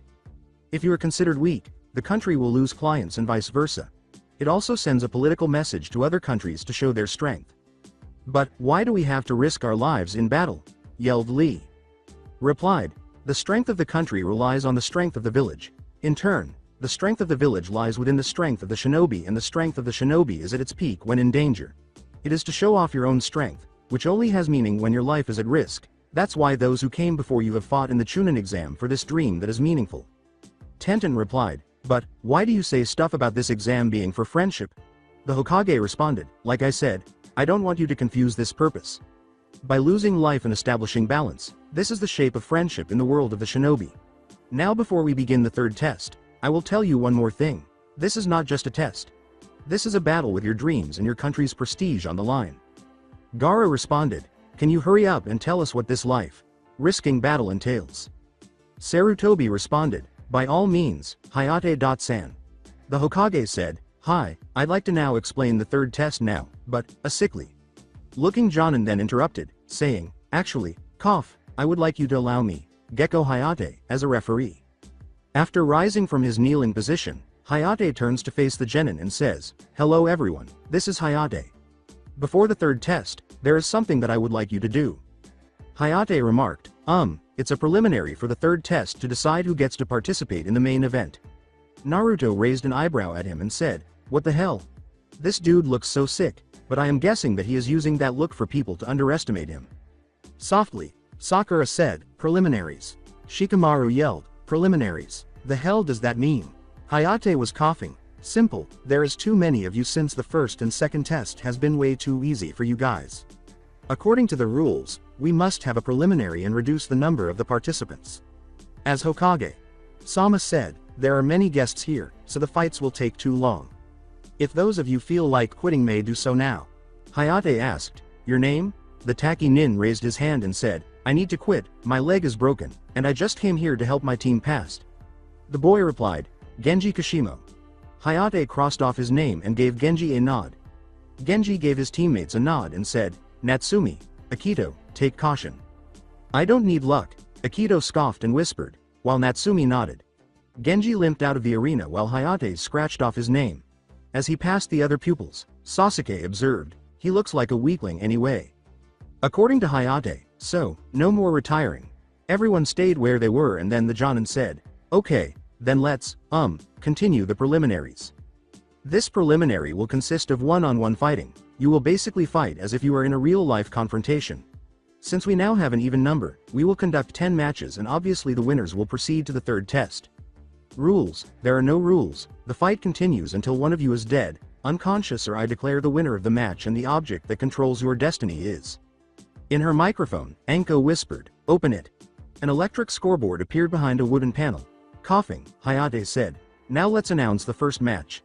The Genin watched expectantly as the scoreboard started to flash through names. The scoreboard abruptly stopped on two names. Aikido versus Uchiha Sasuke. As Sasuke put it, HMPH, already the best is always first anyway. He said, "Don't get cocky, Sasuke." Sasuke replied, "Whatever, Dobi. Just be sure to give me those swords of yours when you lose against me." In response, Naruto said, "Over my dead body." Sasuke and Aikido faced each other as Hayate said, "The two participants in the first match are Sasuke Uchiha and Aikido of Taki. Are you ready? The others will go upstairs to the balcony. Now, the two entrants will step forward." Hinata blushed as Naruto stood next to her and smiled at her, causing the Inuzuka to growl low. The answer was, "Yeah. According to Aikido, let's go so I can kick this guy's ass." Hayate said, "Fight." Natsumi thought, "Aikido, don't underestimate him. Just because you are the son of a noble in Taki, doesn't mean that you are invincible. Let's just say that Uchiha won and move on, since nobody is interested in him or his abilities." Hayate stated, "Shio Aburame vs Zaku Abumi is the next match." Zaku Abumi vs Shino Aburame flashed on the screen. "Who the hell is this loser?" the fool said. As he went downstairs, Shino glanced at Zaku and remained silent. Hinata questioned, "Do you think that he will be okay?" "Don't worry," Naruto said. "Shino may be quiet, but he is strong. The sound guy probably couldn't defeat him." "Start," said Hayate. Zaku attacked first by running close range, hoping to end it quickly. Shino brought up his arm to block his attack and Zaku said, "Idiot, Zankuha." "Hey, he is done." Zaku blasted Shino off his feet and onto the ground with a sound wave after opening his hand to reveal air holes implanted in his arms. "Are you sure about that?" Shino said as he stood up. "TCH, Zaku said, I will definitely get you this time, Zank." "What the hell are you talking about?" Zaku said, interrupting Shino, "I wouldn't do that if I were you." Then he heard a soft clicking sound and looked behind him to see a horde of bugs converging on his position. Shino replied, "The way I see you have three choices. The first one is that if you attack me, my Kakaichu bugs will attack you and devour your chakra. The second is if you attack my bugs, then I will have the opportunity to attack you. The third, which should be the smart choice for you, is to give up and you will be able to walk away from this without going to the hospital." Zaku replied, "It would be wise not to underestimate me, you forget." The auto ninja screamed in agony as Zaku's arms suddenly imploded from the inside. "But how my arms?" Zaku turned to his side and pointed his arms at Shino and the bugs, saying, "You forget that I have two arms. I will blast you and your stupid bugs away. Zankuha, ah." Then he noticed insects scuttling out of his holes. Shino replied, "You think I would just let you hit me like that? I sent some bugs silently onto your body when you hit me and the rest was able to get to your arms when I stalled for time." "You bastard," Zaku exclaimed. Shino charged at him, punching his opponent in the face with devastating force. Zaku fell on his face after spinning for a moment. Hayate responded, "Okay, now the third match, will Sabaku no Conqueror vs Natsumi." As Natsumi tightened her hand in a pair of black gloves, her expression darkened, and Conqueror remarked, "HMPH, this should be fun." The palm had a peculiar mark carved into it. "What is the marking?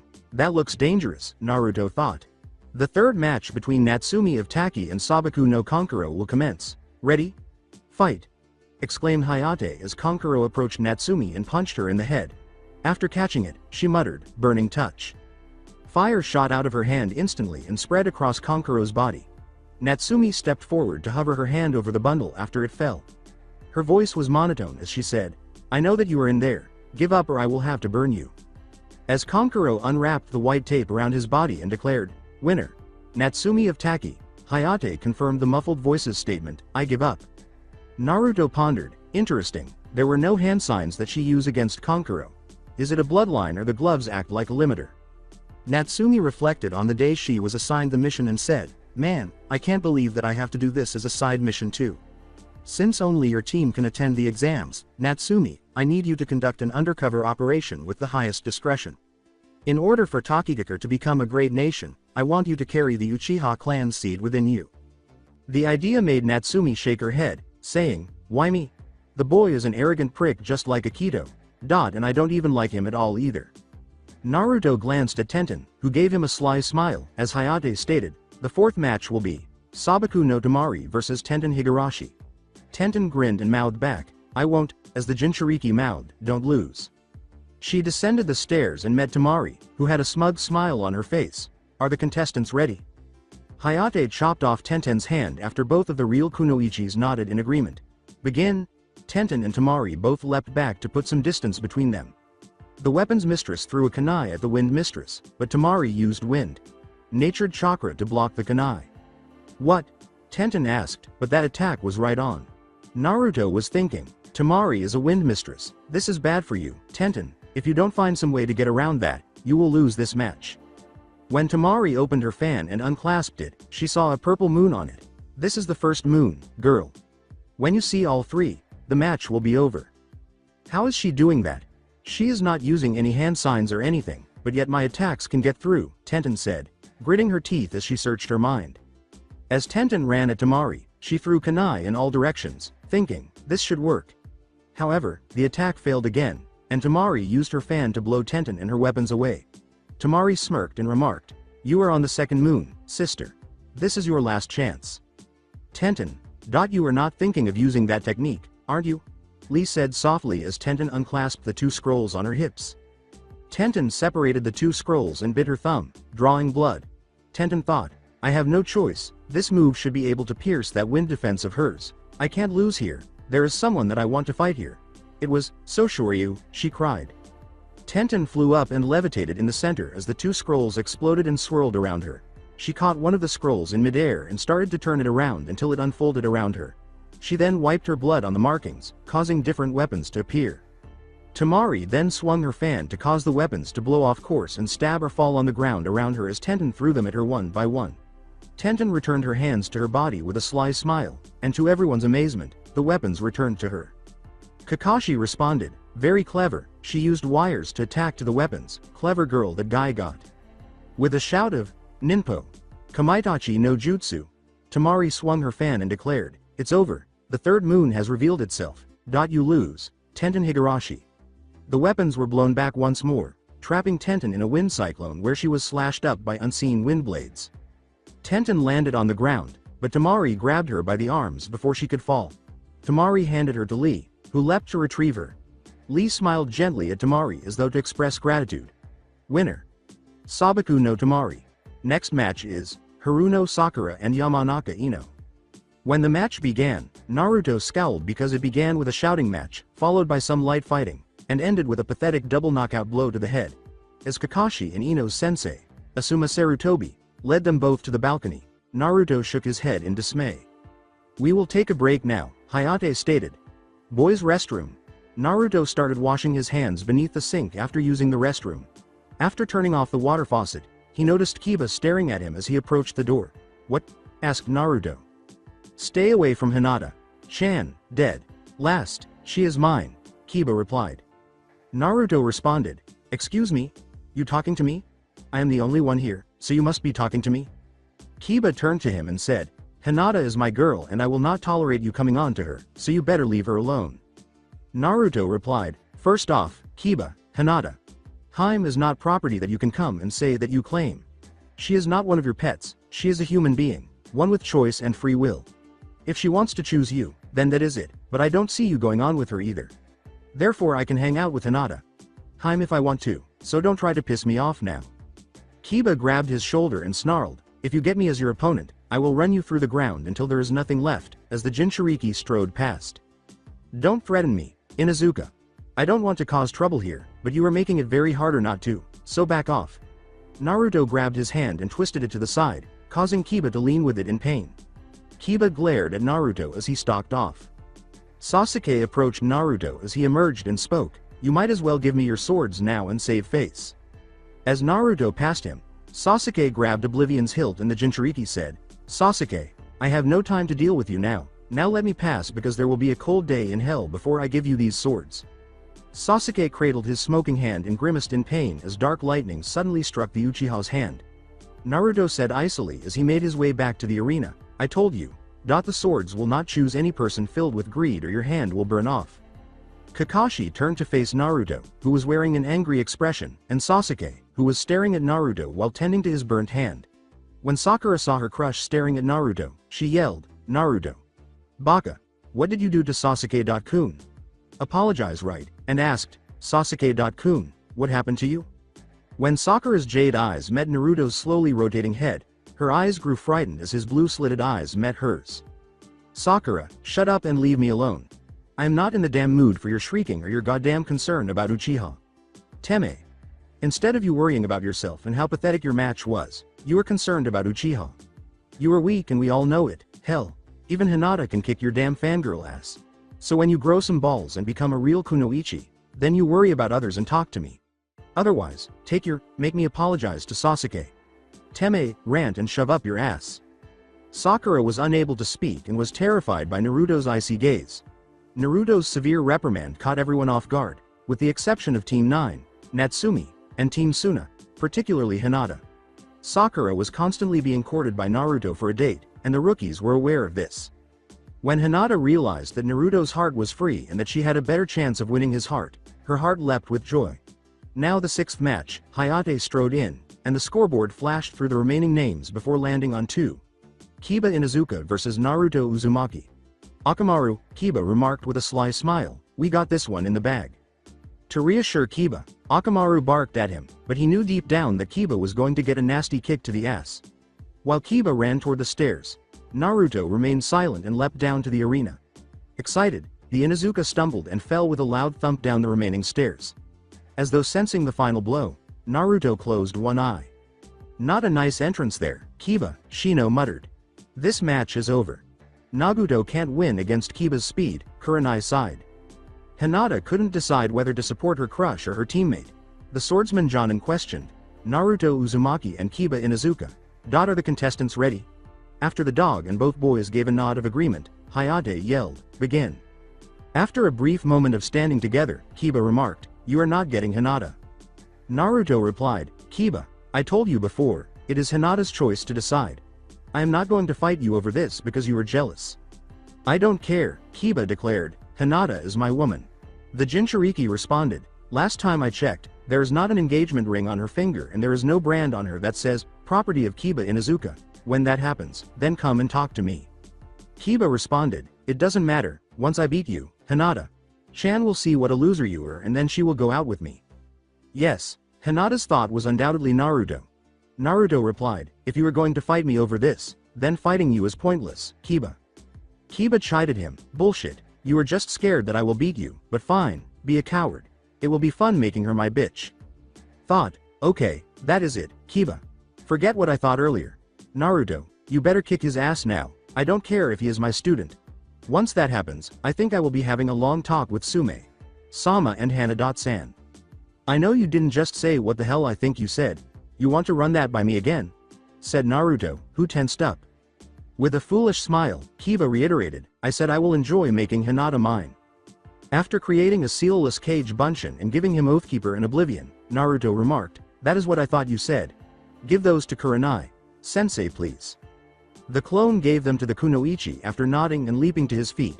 To Sasuke's surprise and ire, the swords showed no response to her. With his legs spread wide and his left and right fists in a boxing motion, Naruto assumed the raging torrent stance. "You just made a big mistake, Kiba, a very big mistake. Go." Naruto pointed at Orochimaru, who was so terrified that he turned to face Kiba as though to say, "The hell I am staying with you, you idiot. I won't die because of your ignorance." "Orochimaru," said Kiba. "You did what to him?" "I had to put killing intent on him to get him to move out of the way," Naruto remarked. "I won't harm a defenseless dog because its owner is foolish." As he flipped through hand signals, the Inuzuka squatted and Kiba snarled, "I don't need him to beat your ass. It doesn't matter. Ninpo. Shikyaku no Jutsu." Kiba became more feral than usual after chakra covered his body. The Inuzuka then lunged at him and attempted to elbow him, but Naruto deflected the blow with his hand and gave Kiba a backhand to the face. Subsequently, Naruto struck him with his palm heel, then kicked him in the stomach, causing Kiba to stagger backwards.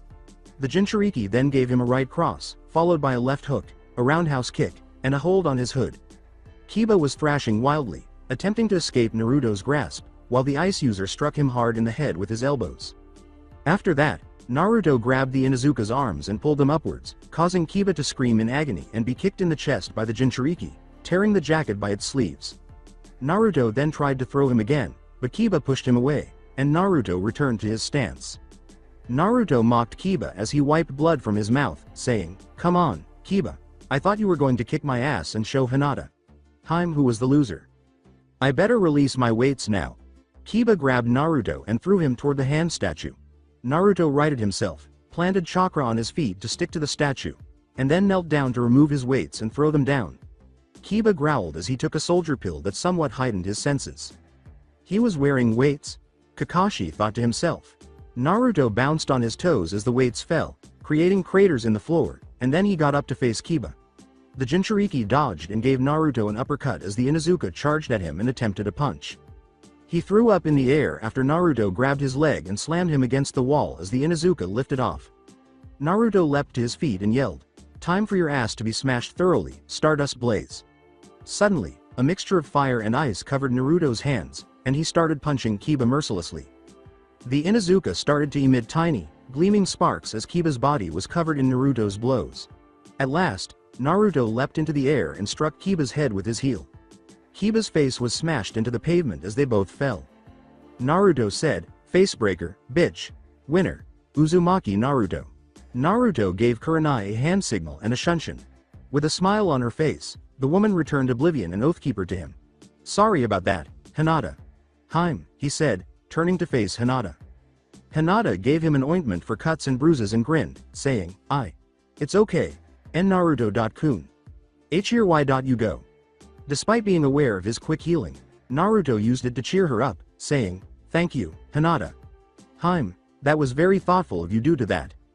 Team 10 was taken aback by Naruto's newfound strength, and Shino remarked, "That was an excellent battle, Naruto. Maybe now Kiba will think with his head and not with his hormones." That was Naruto.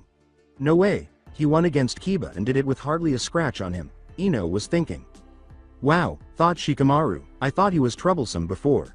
Shoji was thinking. Note to self. Never ever piss off Naruto or you will end up like Kiba. Naruto responded, "Say, Hinata. When we have some time, we should hang out some time, as friends." Kyuubi responded, "You realize that if you were going to do that, you got to tell Haku about it too." Naruto replied, "Yeah, after this fight, I think I better tell her now." Hayate responded, "Now the 7th match, Neji Hyuga and Hinata Hyuga, will the two contestants please come forward?" As Neji was glaring at Hinata, Naruto turned to look at him and said, "I know that glare, that is a glare of loathing, of hate." Thinking, Kurenai said, "Hinata, what an interesting matchup," Sarutobi thought. Hinata went downstairs and turned to face Neji. Neji said, "I never thought I would be facing you, Hinata. Sama." For Hinata, Neji.ni.san, so they are siblings. Possibly cousins maybe, Naruto thought. "This is going to be a bloody match," Lee declared. "Why is that, Lee?" inquired Naruto. According to Lee, since Hinata is from the main house and Neji is from the branch house, there is most likely someone is going to get hurt. The main and branch have been in conflict for years and they still don't get all. Worriedly, Naruto thought, "Hinata, be careful. Now start the match, cough," said Hayate. As Neji continued, Hinata's eyes widened in surprise. "Before we begin, I would like to say something, Hinata. Sama. You don't make a good shinobi, forfeit now," Neji added, "you are too kind. You wish for harmony and avoid conflict. You tend to agree with others, never resisting. You have no confidence in yourself. I always felt your sense of inferiority, that is why I thought it would be best that you stay as a genin," Neji said, as Hinata's head shifted to the side. "But the Chunin exam can only be taken as a team of 3, so you couldn't turn down your teammate's request and unwillingly entered. This is reality, am I wrong?" As Hinata stammered, "No, I just I wanted to change myself, do it myself." Kurenai thought angrily and cursed Hishi Hyuga, Hinata's idiot father, who was quick to tell her that she was a loser in comparison to her younger sister Hanabi when she first met him to inform him that she was on her team. Hinata became quiet and reserved as a result of his decision to make fun of her rather than support her. "Hinata, you are a pampered child of the main house," Neji remarked. "People cannot change themselves. It is impossible to change a loser's strength or personality. They are losers. Differences arise because people cannot change. Thus, the terms elites and losers. People evaluate and are evaluated based on appearance, intelligence, skill, size, and personality. People discriminate, are discriminated against, and suffer within their own means because of these unchangeable factors. Similar to the fact that I'm from the branch and you're from the main house. Neji continued his fateful tirade, saying, I have seen through many things with this Byakugan, so I know that you are merely acting strong and deep inside you want to run from here. Naruto gripped the railing, and Kakashi, Lee, and Guy heard a soft creaking sound. As Hinata protested, that is not true, really I. Byakugan, said Sakura. Naruto clarified, it is one of the most powerful Dujutsu in Konoha besides the Sharingan. It is rumored that the Sharingan descended from the Byakugan, but in the ability of sight, the Sharingan is no match for the Byakugan in that department. You can't fool me, just with me pressuring you, your eyes floated to the upper left, signaling that you were remembering a painful event from your past, and then it traveled to the upper right, a sign that signaled mental or physical pain, meaning that you were imagining things that will happen during this match, Neji said, triggering his Byakugan to intimidate his cousin. Hinata flinched and her eyes flickered to the upper left, then lower right, before touching her lips with her finger. Naruto's eyes wavered between red and blue, and the railing was being tightly squeezed, alerting Kurenai, Shino, Team Guy, and Kakashi to Naruto's rage. The act of shielding yourself with your arms, as though you were attempting to keep from telling me how you were feeling. Because everything I just predicted was correct, Neji said. Additionally, your defense mechanism for reducing anxiety and worry is to touch your lip. In other words, you have come to terms with the fact that you cannot alter your fate. When Naruto could take it no more, he yelled, will you just shut the fuck up already? With the intention of killing.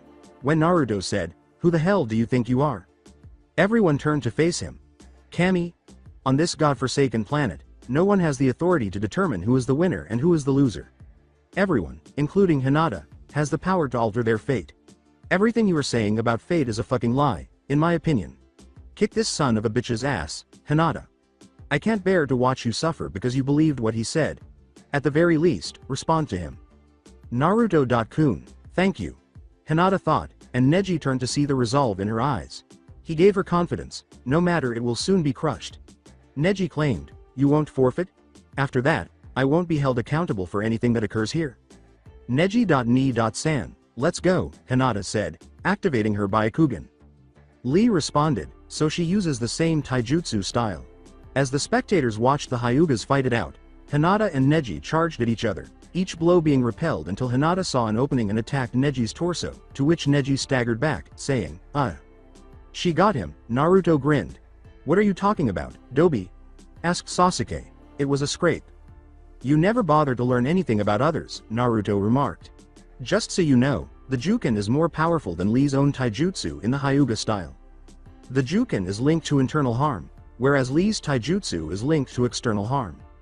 Everybody has a chakra network system that is tightly wound around their organs. If you attack this system, you will also suffer internal harm, which makes the Hyuga extremely dangerous. Unless you are a medical professional or have studied human anatomy like Haku. Chan, it is difficult to know where each point is. With that understanding, you can either slow down or accelerate the body's chakra flow. In combat, encountering a Hyuga is extremely risky. How do you know this, Naruto? Asked Kakashi. Naruto was saying, a certain old fox told me about the history of the clans. Thinking, Kakashi said, Kyuubi, Lee remarked, Naruto.san is right. Even though it might not seem like much, you will eventually start to notice the effects. With Hyugas, prolonged combat is not an option. Sasuke was thinking, so Neji is stronger than Lee, he will make a good opponent to test my strength against. Hinata's in control, Shino thought, observing that Hinata was testing Neji's limits during the battle. Hinata, thought Kurenai. Whispering, show them what you can do, Hinata. Chan, Naruto grinned. But how can they see the system? Sakura asked. Lee stated, as Naruto had previously explained, the Byakugan is more visually superior to the Sharingan. They can attack the coils by penetrating the body and seeing them. Neji remarked, so this is the extent of the main house? As Hinata lunged forward to attack him and a hit landed. There was a brief pause before Hinata coughed up blood. Her hits were landed perfectly, scowled Naruto, but why isn't he attacking the organs? Son of a bitch, the Jinchuriki muttered, but if I were him, I would do that unless. Oh no. What? Sakura asked. What area would you attack if you were a Hyuga and angry with Ino, Sakura? Asked Naruto. Sakura remarked, the major organs? Naruto replied. Correct, and so far Neji. Teme from his fate rant has not attacked the main organs at all. Neji has been attacking her arms. If he closes them, Hinata can't send the chakra to disrupt his coils, Naruto said after Hinata knocked his hand away from her chest and struck at Neji's head, only for Neji to counter and press a point of her arm. Meaning that she is dead, said Sasuke. Naruto retorted, I never said that. She shouldn't give up over a small setback. Hinata will kick his ass somehow. This is the difference between an elite and a loser, the talent difference that cannot be altered, Neji said, knocking Hinata back. There is nothing that can be done about this reality. You previously stated that you didn't want to flee, but you must be in a desperate situation. It's a forfeit. Hinata responded, I don't go back, my word, because that is my ninja way. Why are you laughing about Naruto? Hinata is getting hurt, and all you do is laugh, Kurenai said after Naruto gave a little laugh. I apologize, Kurenai. Sensei, but did you hear what she just said? Naruto asked. The response from Kurenai was, yes, but what does that have to do with anything? Because when we encountered the 10th question in the first section of the test, Hinata's words were exactly the same as Naruto's, Lee stated. Hinata is essentially very similar to Naruto. Naruto replied, which is why I was laughing. Hinata is an incredible person, always watching me from a distance. When Hinata suddenly coughed up blood, Kurenai thought, she is at her limit, any more damage, and she'll. Voiced by Kakashi, this match is over. Naruto gave Kakashi a quick glare before yelling, Hinata, you can succeed. As Hinata thought, Naruto-kun, I've been watching you for years. Why is that? She charged and fought Neji. I'm not sure why, but whenever I see you, I feel brave, like I can succeed if I put in my best effort, and like I have value. That's my feeling. Kurenai thought, Hinata, you used to be a quitter, but now you began to change yourself. You did it. I can see it in your eyes and I have never seen those eyes in you before. Neji used his wrist to block a blow and pushed his palm into Hinata's chin, causing her to skid back. Hinata continued to charge, Naruto-kun, in the past, I was always the one looking at you, but now, you are the one looking at me. Neji said, you don't understand anything. Your attacks have been nothing from the beginning. Neji aimed his blow at Hinata's heart, causing her to slip forward to the ground. Listening to a fool, HMPH. Hinata uttered the words, do not insult him, quickly. Neji replied, he is the reason that you are lying on the floor. This match is over, Hayate remarked.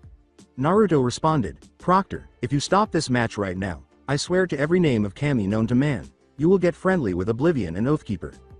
Sasuke said, the weakling can't get up. Naruto turned to face him, and Sasuke tried to look away from Naruto's icy blue eyes, but he was frozen and perspiring inwardly at Naruto's intent to kill. Foolish Uchiha, you are weak compared to me. You are such a sniveling little bitch. Do you want me to kill you? Said Naruto in a spooky voice. No? Then let's be clear.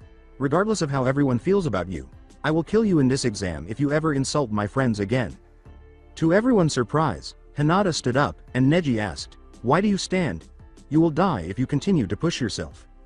I don't care, Hinata said, but insulting Naruto-kun was the last thing you should do. You can make fun of me all you want. Additionally, I can't let myself look bad because he is finally watching me. Neji remarked, I can tell that it is pointless because you can hardly stand.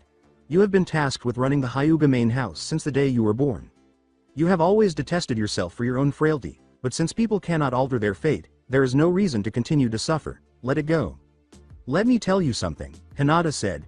You are correct, I have always detested my own frailties, but that is why I have always admired Naruto-kun. He defeated my teammate Kiba and has done things that everyone would think he would excel at. I was the only person in this room who thought he could defeat him, but he did. He's been able to accomplish things that no one else has ever dared to do. Moreover, why are you so hateful if people are powerless to alter their fate? Is it that you, the Hyuga clan's genius, are unable to assume the role of clan head and that your talent is not recognized because you live in the branch house? I am not blind. You, Neji.ni.san, are the one who is blind and lost and who is suffering from the fate of the main house. Neji charged at Hinata, his eyes burning with hatred, but he stopped when the Jonin surrounded him. What is this? The main house, extra protection. He then heard Naruto say, no, it is special protection for you from me taking your head, since it seems that you can't take your own medicine of ridiculing, can't you? Neji saw that Oblivion and Oathkeeper were pointed at Naruto's necks on either side. Naruto laughed. No matter, it just means that I need more training in my speed, because next time nobody will save you from me taking your head off your shoulders. Naruto, Kakashi said. The Genin glared at him to silence him and turned back to Neji.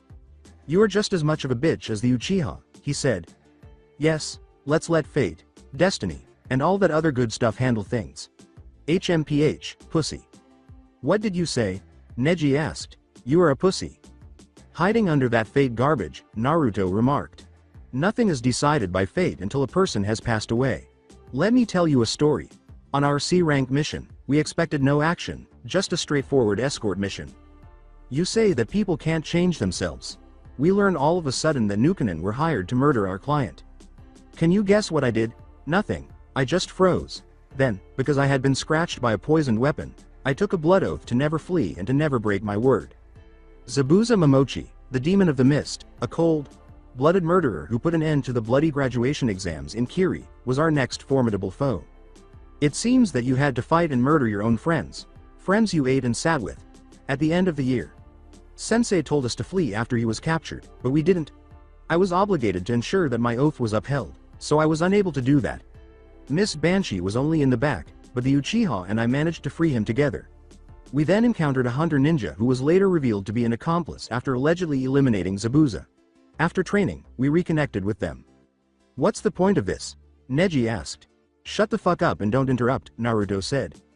If you don't, I'll shove this sword so far up your ass that you'll be splintering that 10-pull fate stick you have up there. Now, after we defeated the hunter ninja and encountered Zabuza and his accomplice, Zabuza was engaged in combat with Kakashi. The hunter ninja changed me, and she wanted me to kill her. To be honest, I hated my team except for Sakura when I was younger, but she told me this. In order to achieve your goals, you need someone you value in order to be strong. I located those individuals, and now that I've defeated Kiba, tell me, did fate have anything to do with my triumph, Neji? Kurenai had to move to Hinata's side as she began to cough up blood and fell to the ground. She is going into cardiac arrest. He intended to kill her, Kurenai thought. Where are those medics? Kurenai shouted. Naruto.kun, Hinata muttered. Yes, Hinata. Chan? Naruto said, separating from the Jonin and kneeling down to her. Was I able to change a little bit? Hinata asked. Hinata. Chan, Naruto said with a smile, taking her hand, you change a lot. You are different from the Hinata I used to know. As the medics approached, Hinata grinned.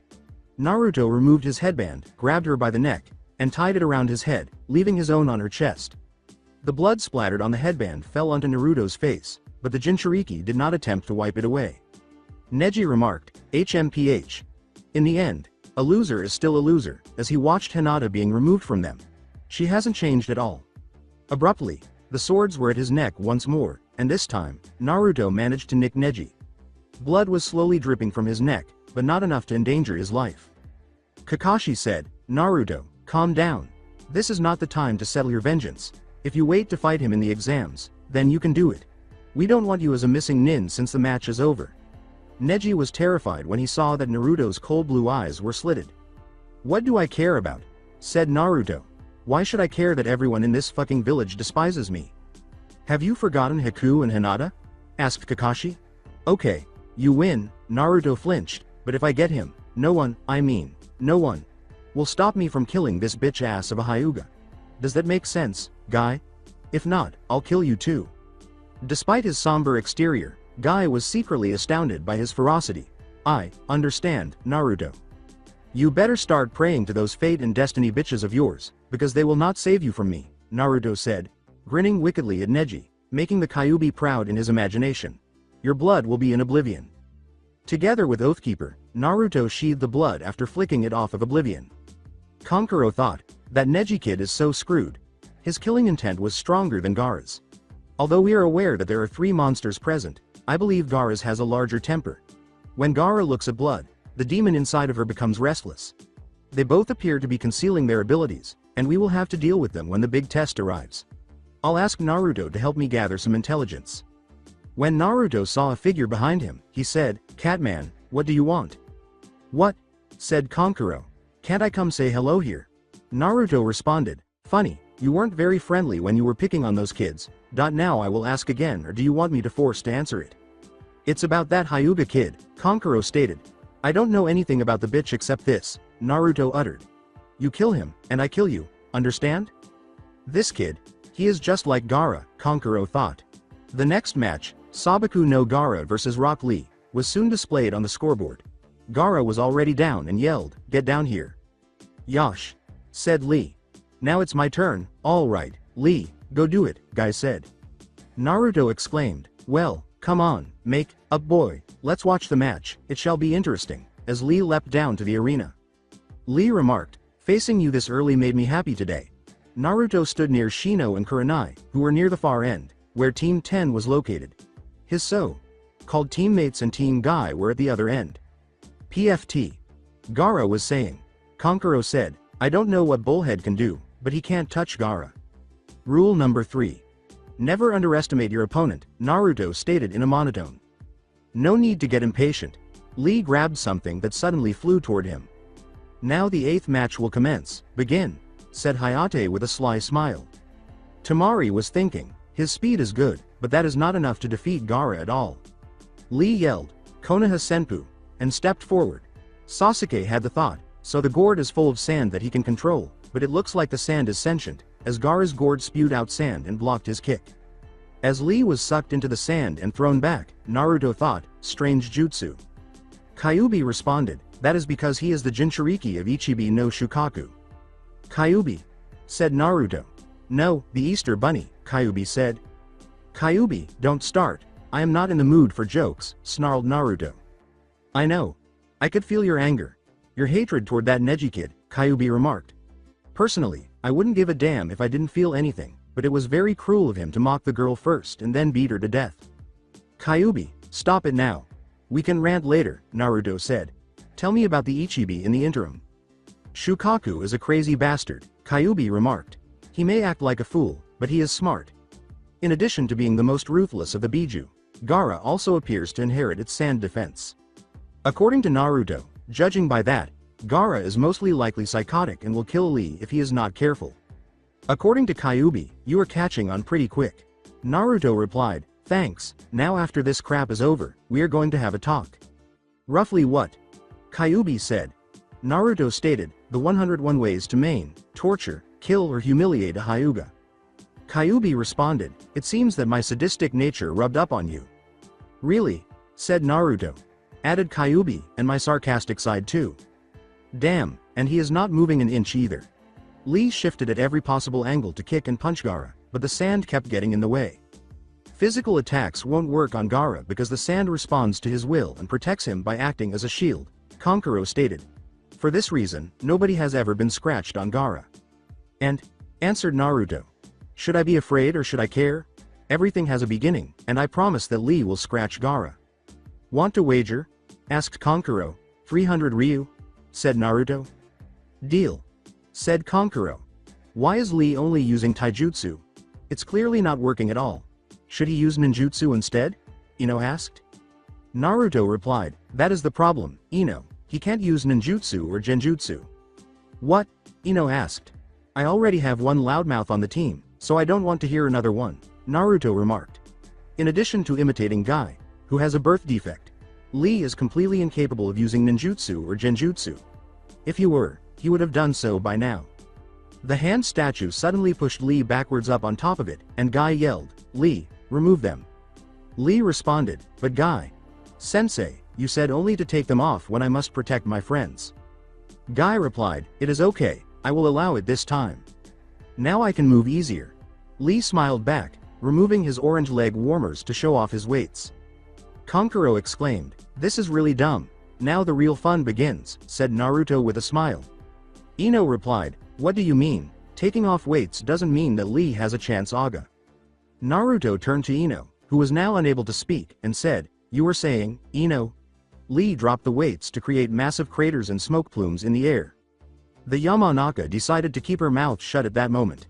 Guy yelled, Lee, go. After smirking and speeding away, Lee suddenly materialized behind Gaara, and his sand reacted to block his very close punch. Lee then moved again. This time his attacks were successful. Over here. Lee uttered those words. When the taijutsu expert swung his legs down to strike Gaara's head, Gaara looked up to see a massive scratch on his cheek after Lee fainted and leapt in the air in a tight roll. Looks like I won the bet, Conqueror, Naruto remarked. With a sigh, Conqueror handed him the 300 Ryu, which somewhat pleased Naruto. He said, now we are getting started. Following Gaara's defeat by the taijutsu expert, Choji remarked, his moves are so fast, I can barely keep up with him. This is bad, Conqueror said.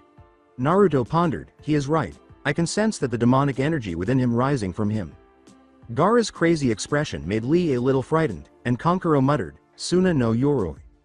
Naruto replied, I see, so the stuff that is falling off of his face is sand too. Conqueror continued, it is a thin layer that he can use in case someone gets in his defense.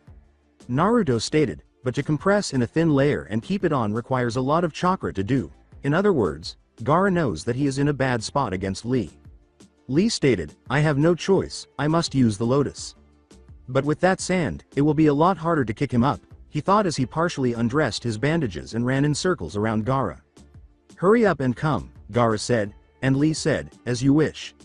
Sasuke noticed that Lee started his move with the same kick, saying, that was the move he was using on me.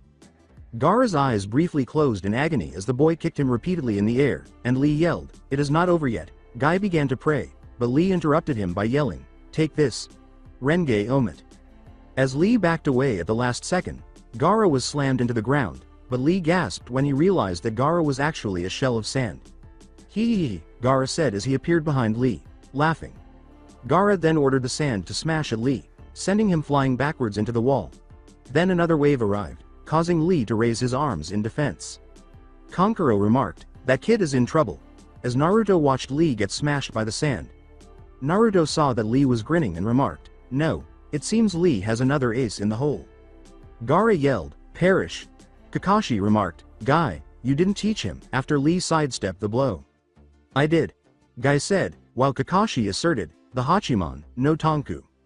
Hachiman no Tonku, said Sasuke. The Ura Renge is not a technique that should be taught, especially to a genin, according to Kakashi. There are boundaries, Guy, and I don't want to inquire about how much Lee means to you. I no longer respect you. As if you are the one who speaks, especially since you have been teaching Uchiha here in private while Naruto trains alone or with the woman he is always with and Sakura is not present on the training ground, Guy said, glancing at him. Kakashi, at least I teach all of my children. I just made Lee the man to realize that dream because, in contrast to 2/3 of your students, he has a valuable quality that he would sacrifice his life to prove. However, Kakashi asked, how many? 5 gates, Guy said. What the hell is the Hachiman no Tonku? Asked Sasuke. According to Guy, it is a limit removal of some kind. The chakra flow passes through 8 locations. The gates are as follows. View Gate, Wonder Gate, Death Gate, Heal Gate, Life Gate, Harm, and Limit Gate. When the lotus forcefully opened the gates, a great deal of power was released, but the body was also destroyed.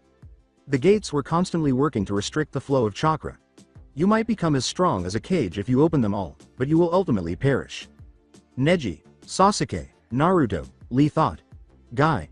Sensei recognizes that I can't be the only one who loses here, so now is the moment to preserve and uphold my own ninja style.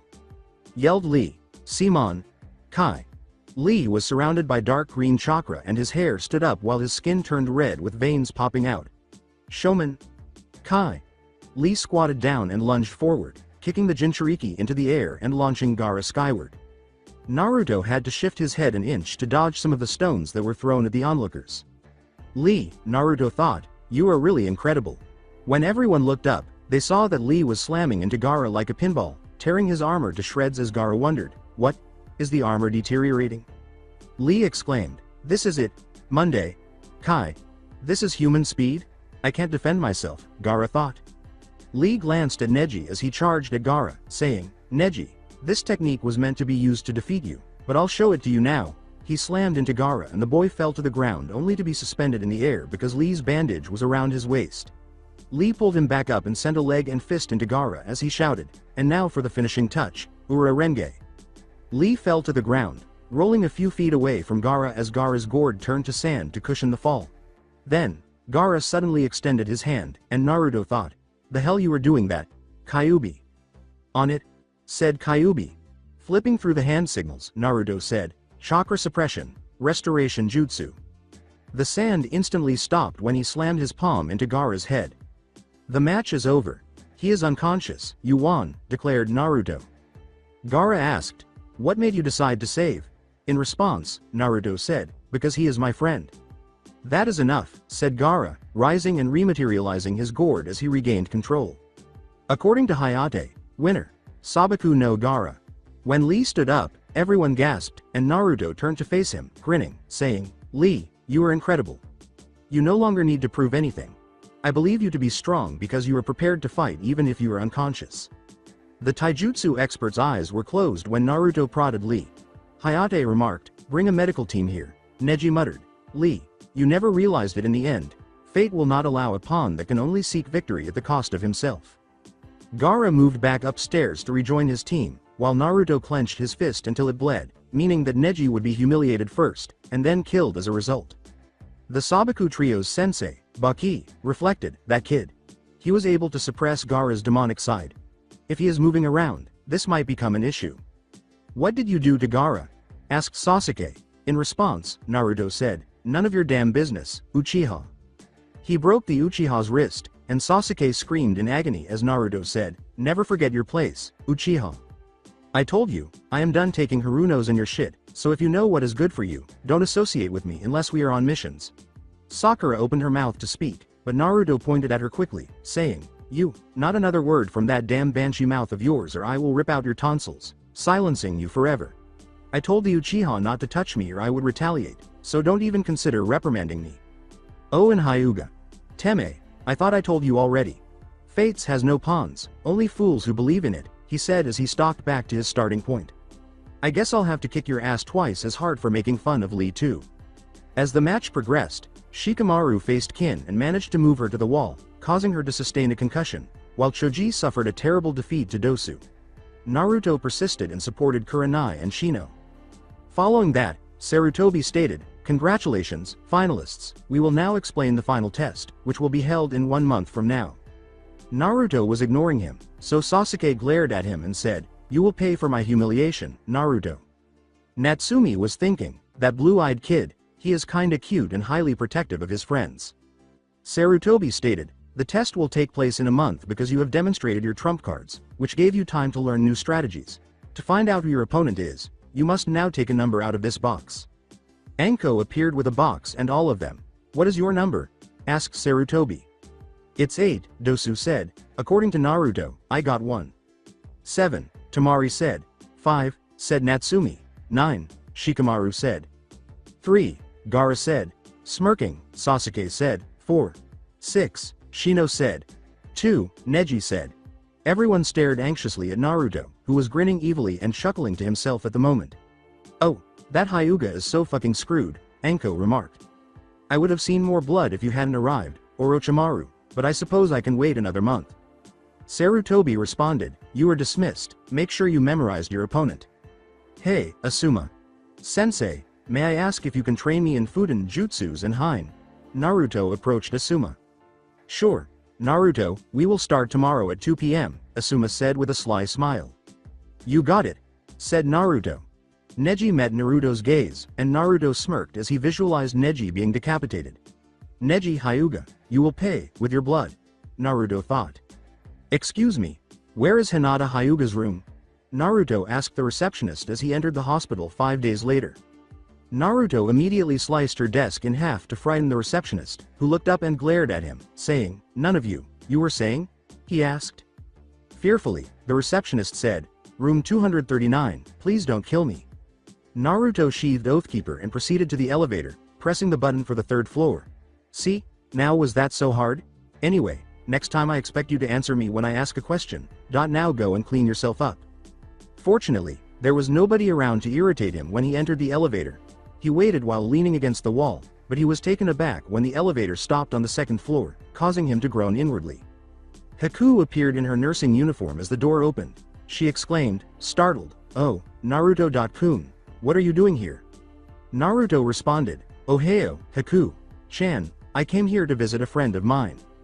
Kyuubi responded, well, I be damned, it is a good thing we saved her, she looks hot in that uniform.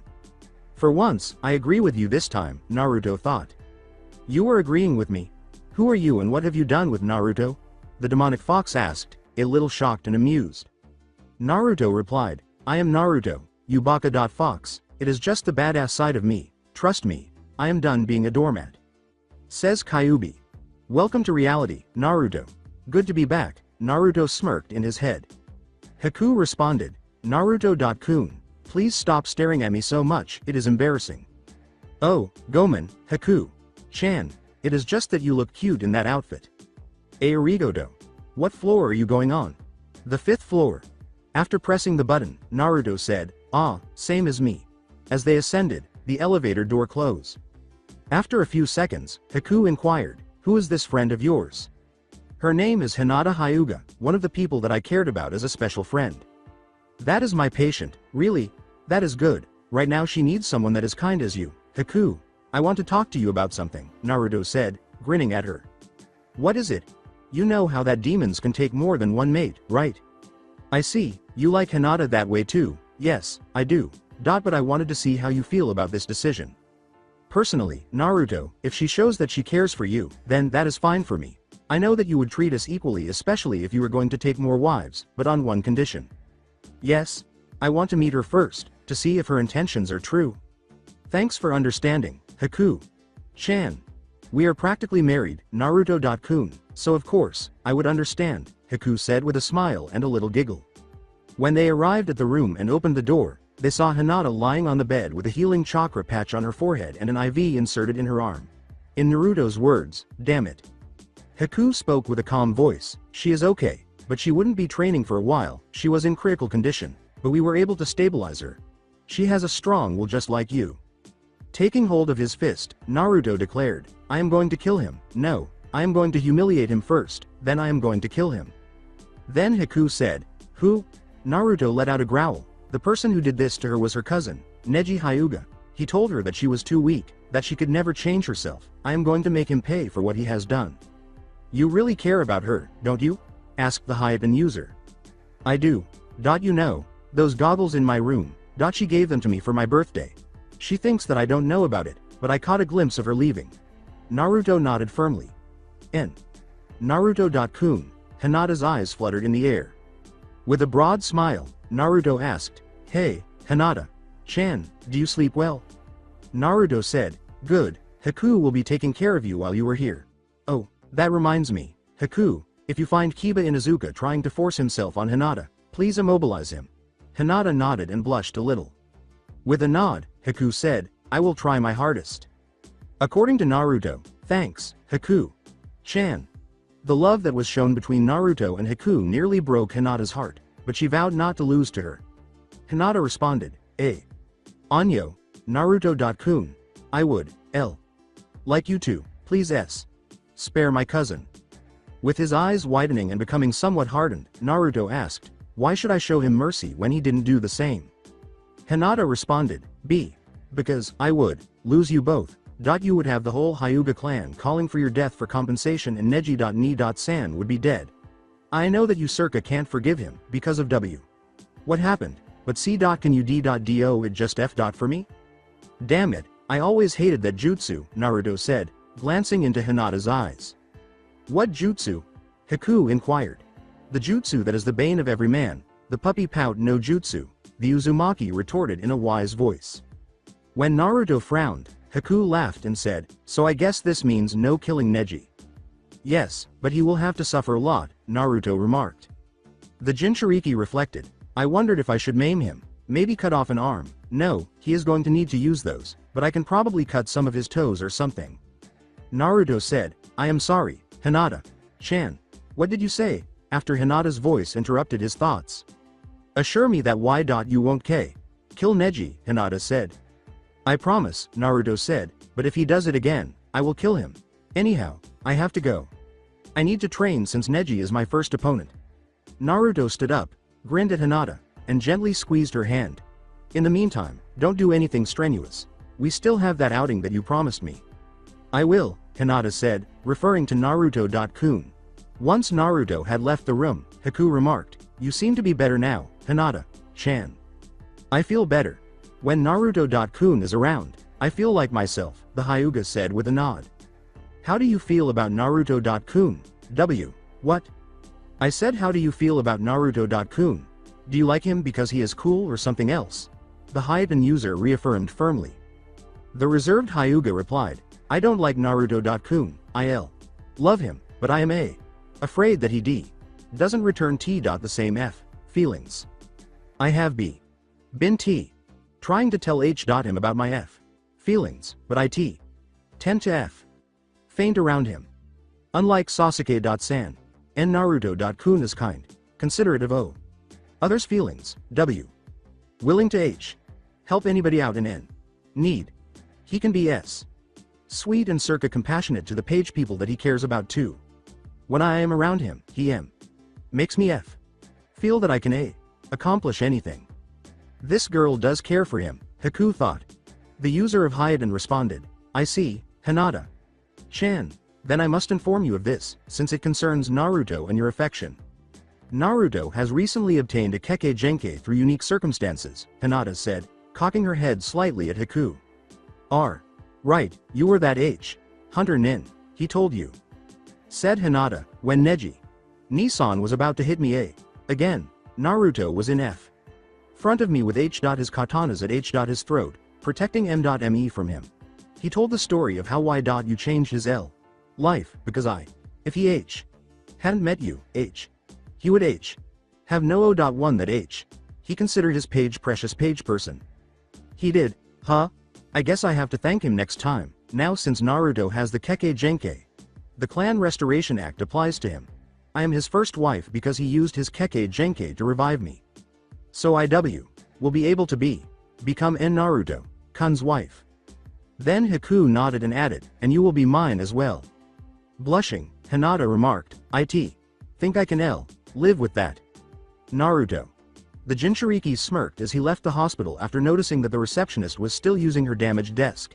He turned to face Kakashi, who was leaning against the wall, when he heard someone calling his name. Yes, sensei, you need something? He asked. Kakashi responded, I want to know what is the hostility between you and Sasuke. Naruto replied monotonously, you know the answer to that already, sensei. He tried to force me to give up my swords when I told him that they are sentient and chose their next wielder. Second, he insulted one of my friends. You know that I am protective of my friends since they are all I got. Third, he had the audacity to grab me and pretty much I know that he was going to demand me to learn the jutsu even when I told him that it was none of his concern, which is why I broke his wrist. Now that he has activated his Sharingan, Sasuke has gotten more arrogant and that cursed seal on his neck is not helping him out either. Raising his hands in surrender, Kakashi said, okay, no need to get upset. Kakashi, I have every right to be upset because a stupid Inuzuka dares to claim that women are good for nothing except sex and cooking.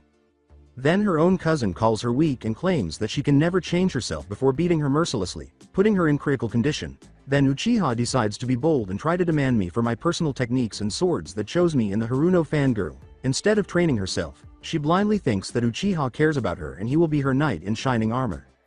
Even having the nerve to demand me to apologize to Uchiha after he got burned by touching one of my swords. So sensei, I have every right to be upset. Now if you will excuse me, I have some training to do, so I can kick certain bastards' asses all over the place. Kakashi was left to reflect on Naruto's words as he left for his home. Sasuke, Sakura. You two are tearing this team apart and I am partly to blame for this too. I should have destroyed his arrogance and her blatant fangirlism. It looks like I am going to have to call in a few favors, but I will deal with Sakura. Naruto is being taken care of since he asked Asuma for training. Training Area 3. Naruto practiced the Tuketsu Ryu and Silent Homicide styles by using them to battle different clones, taking into account that they provided his brain with information when they dispelled him. He also practiced using the secondary system to control his demonic chakra. Then he heard Tenten's voice warn him, oh, hey, Naruto. I see that you are feeling better, Tenten. How are you feeling? Naruto asked, turning to face Tenten after finishing his kata and defeating the Kage Bunshins in front of him. The Mistress of Weapons replied, better, my ego is bruised, but I can live with that. I am sorry about Hinata. Neji can be a bit harsh when it comes to his family. Raising an eyebrow, Naruto remarked, HMPH, a little? Okay, he is a complete ass when it comes to that. Can we not talk about the Hyuga pussy? I am trying to keep my promise and it is very hard enough to not think of how many ways to kill him.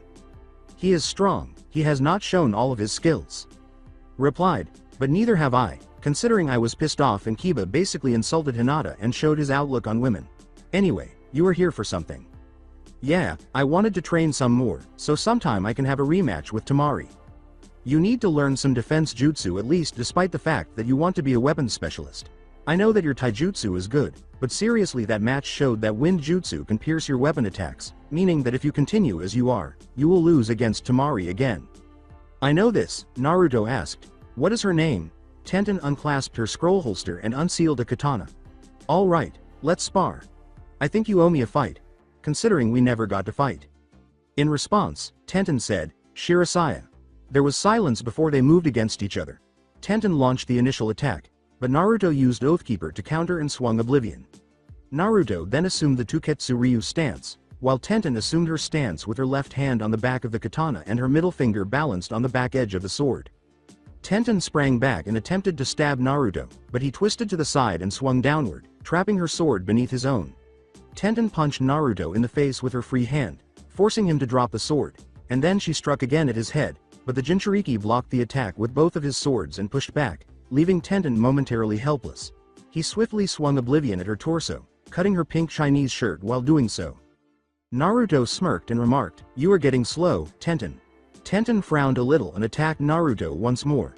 Naruto reacted defensively as she attacked him with complex moves, and the Jinchuriki felt comfortable fighting Tenten because she was skilled, and he was relieved that she wasn't attacking him with that Soshoryu move.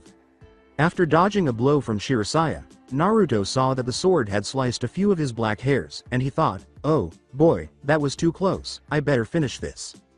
As soon as he saw an opening, Naruto moved to attack, using Oblivion as a feint and knocking Shirasaya away with the flat edge of Oathkeeper before holding the swords to her throat and saying, checkmate. Tenten said to her opponent, all right, I give up, you're very talented. Yeah, but I need to get better, my power has gone down since I have been so focused on my speed.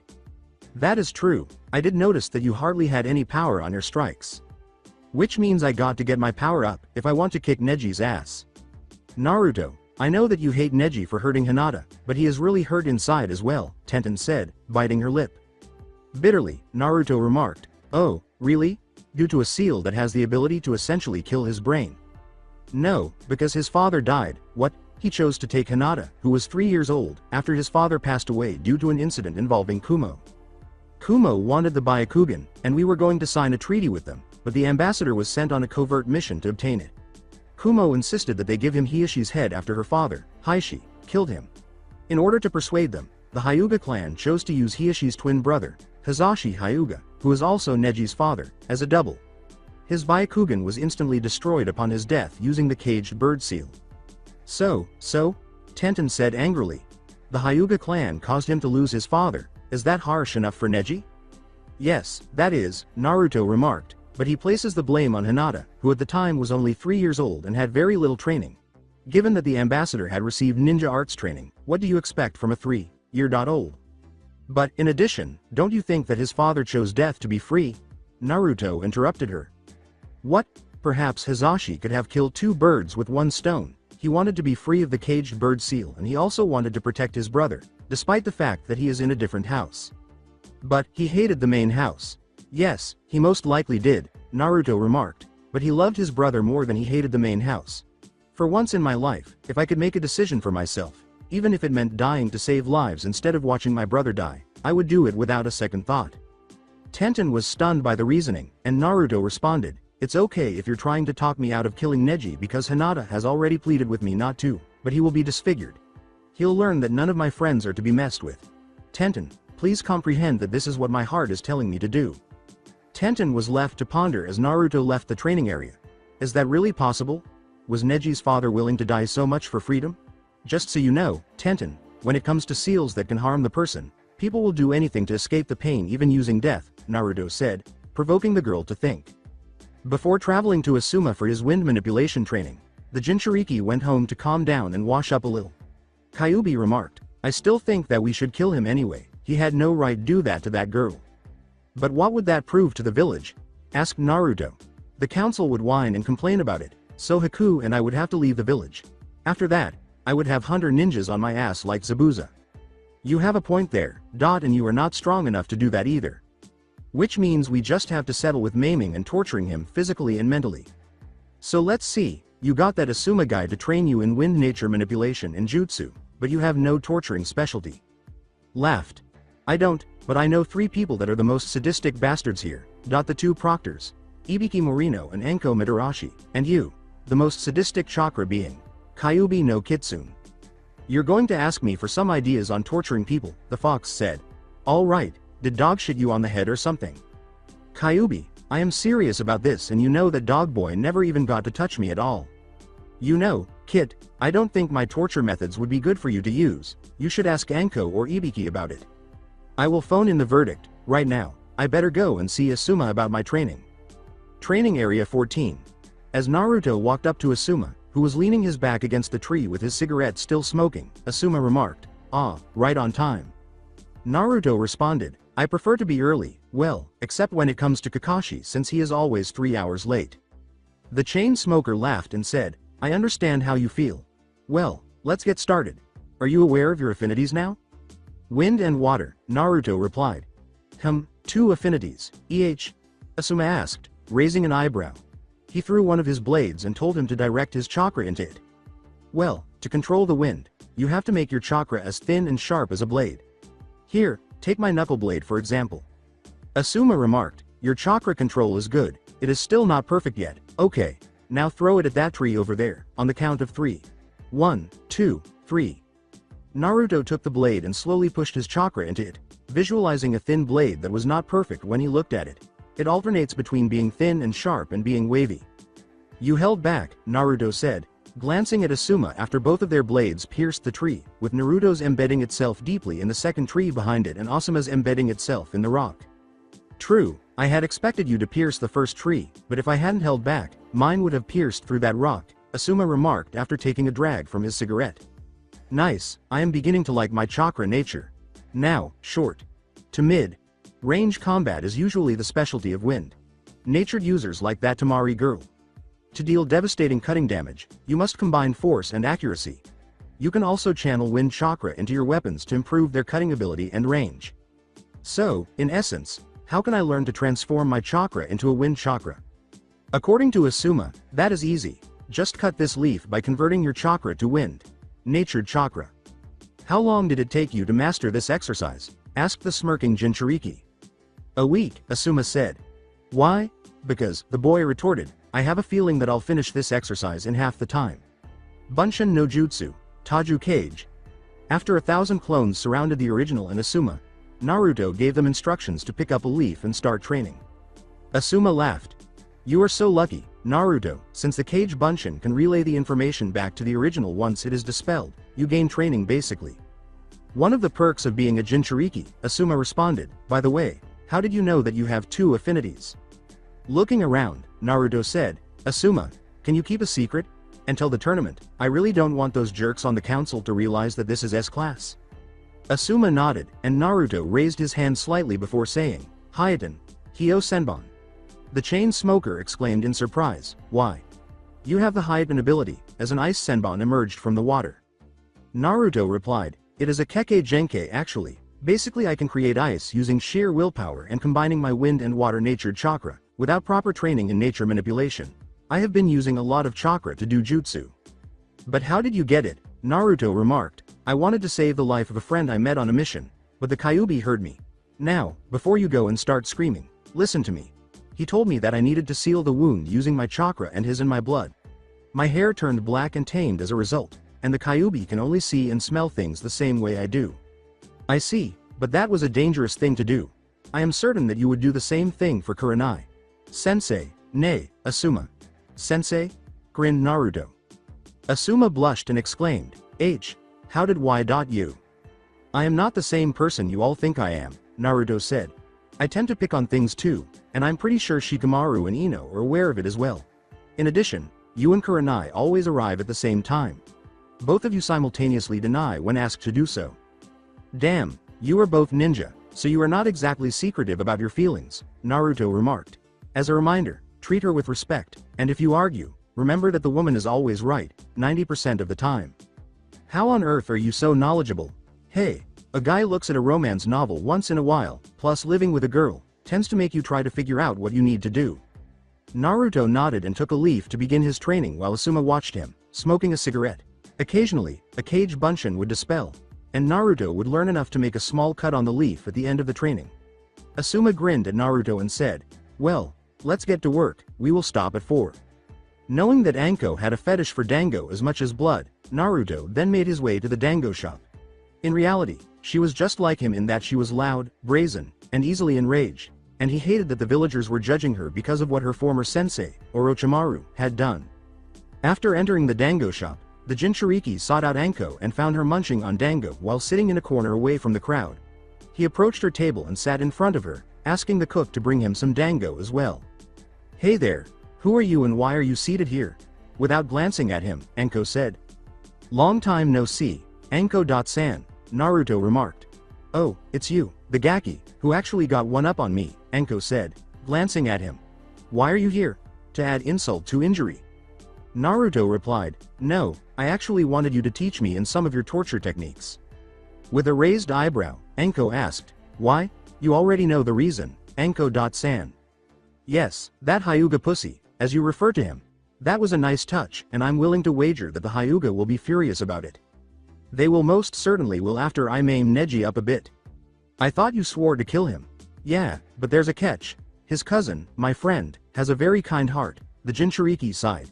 "She believes that he can be saved despite the fact that her life was in jeopardy, so I vowed not to kill him." "Damn," said Anko, "I was hoping to see some blood." Naruto laughed. Now, Anko-san, I didn't say I couldn't maim him, just can't kill him. What would I gain from training you, then?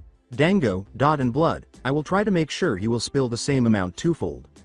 She said, "I think this is going to be a good business deal." Good. When are you available now?" Naruto answered.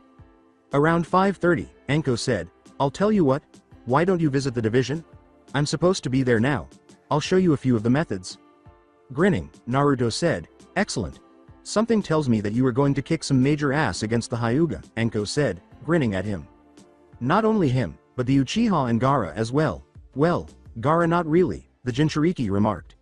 "Yes, Sasuke, it will be enjoyable to play with his mind." Anko replied, "Good, he needs to get knocked down a few pegs." The Anbu guards moved to bar Anko and Naruto from entering the torture and interrogation division. Anko then said, "Hold up, the maggot is with me." The guards turned to face Naruto and retreated to their positions as the two major outcasts entered the division. Naruto glanced around and saw that, once you get past the shady hallways and stern faces, it was a nice building. Anko approached a wall, tapped it twice, and whispered something inaudible, causing the wall to slide to the right, revealing some spiral stairs. "Today I am going to let you observe me. When you are going to interrogate or torture someone, you need to come as intimidating," Anko said, leading Naruto into the basement, which was filled with cells, as the sound of the convicts grew louder with each step. "Have you thought of a strategy yet?"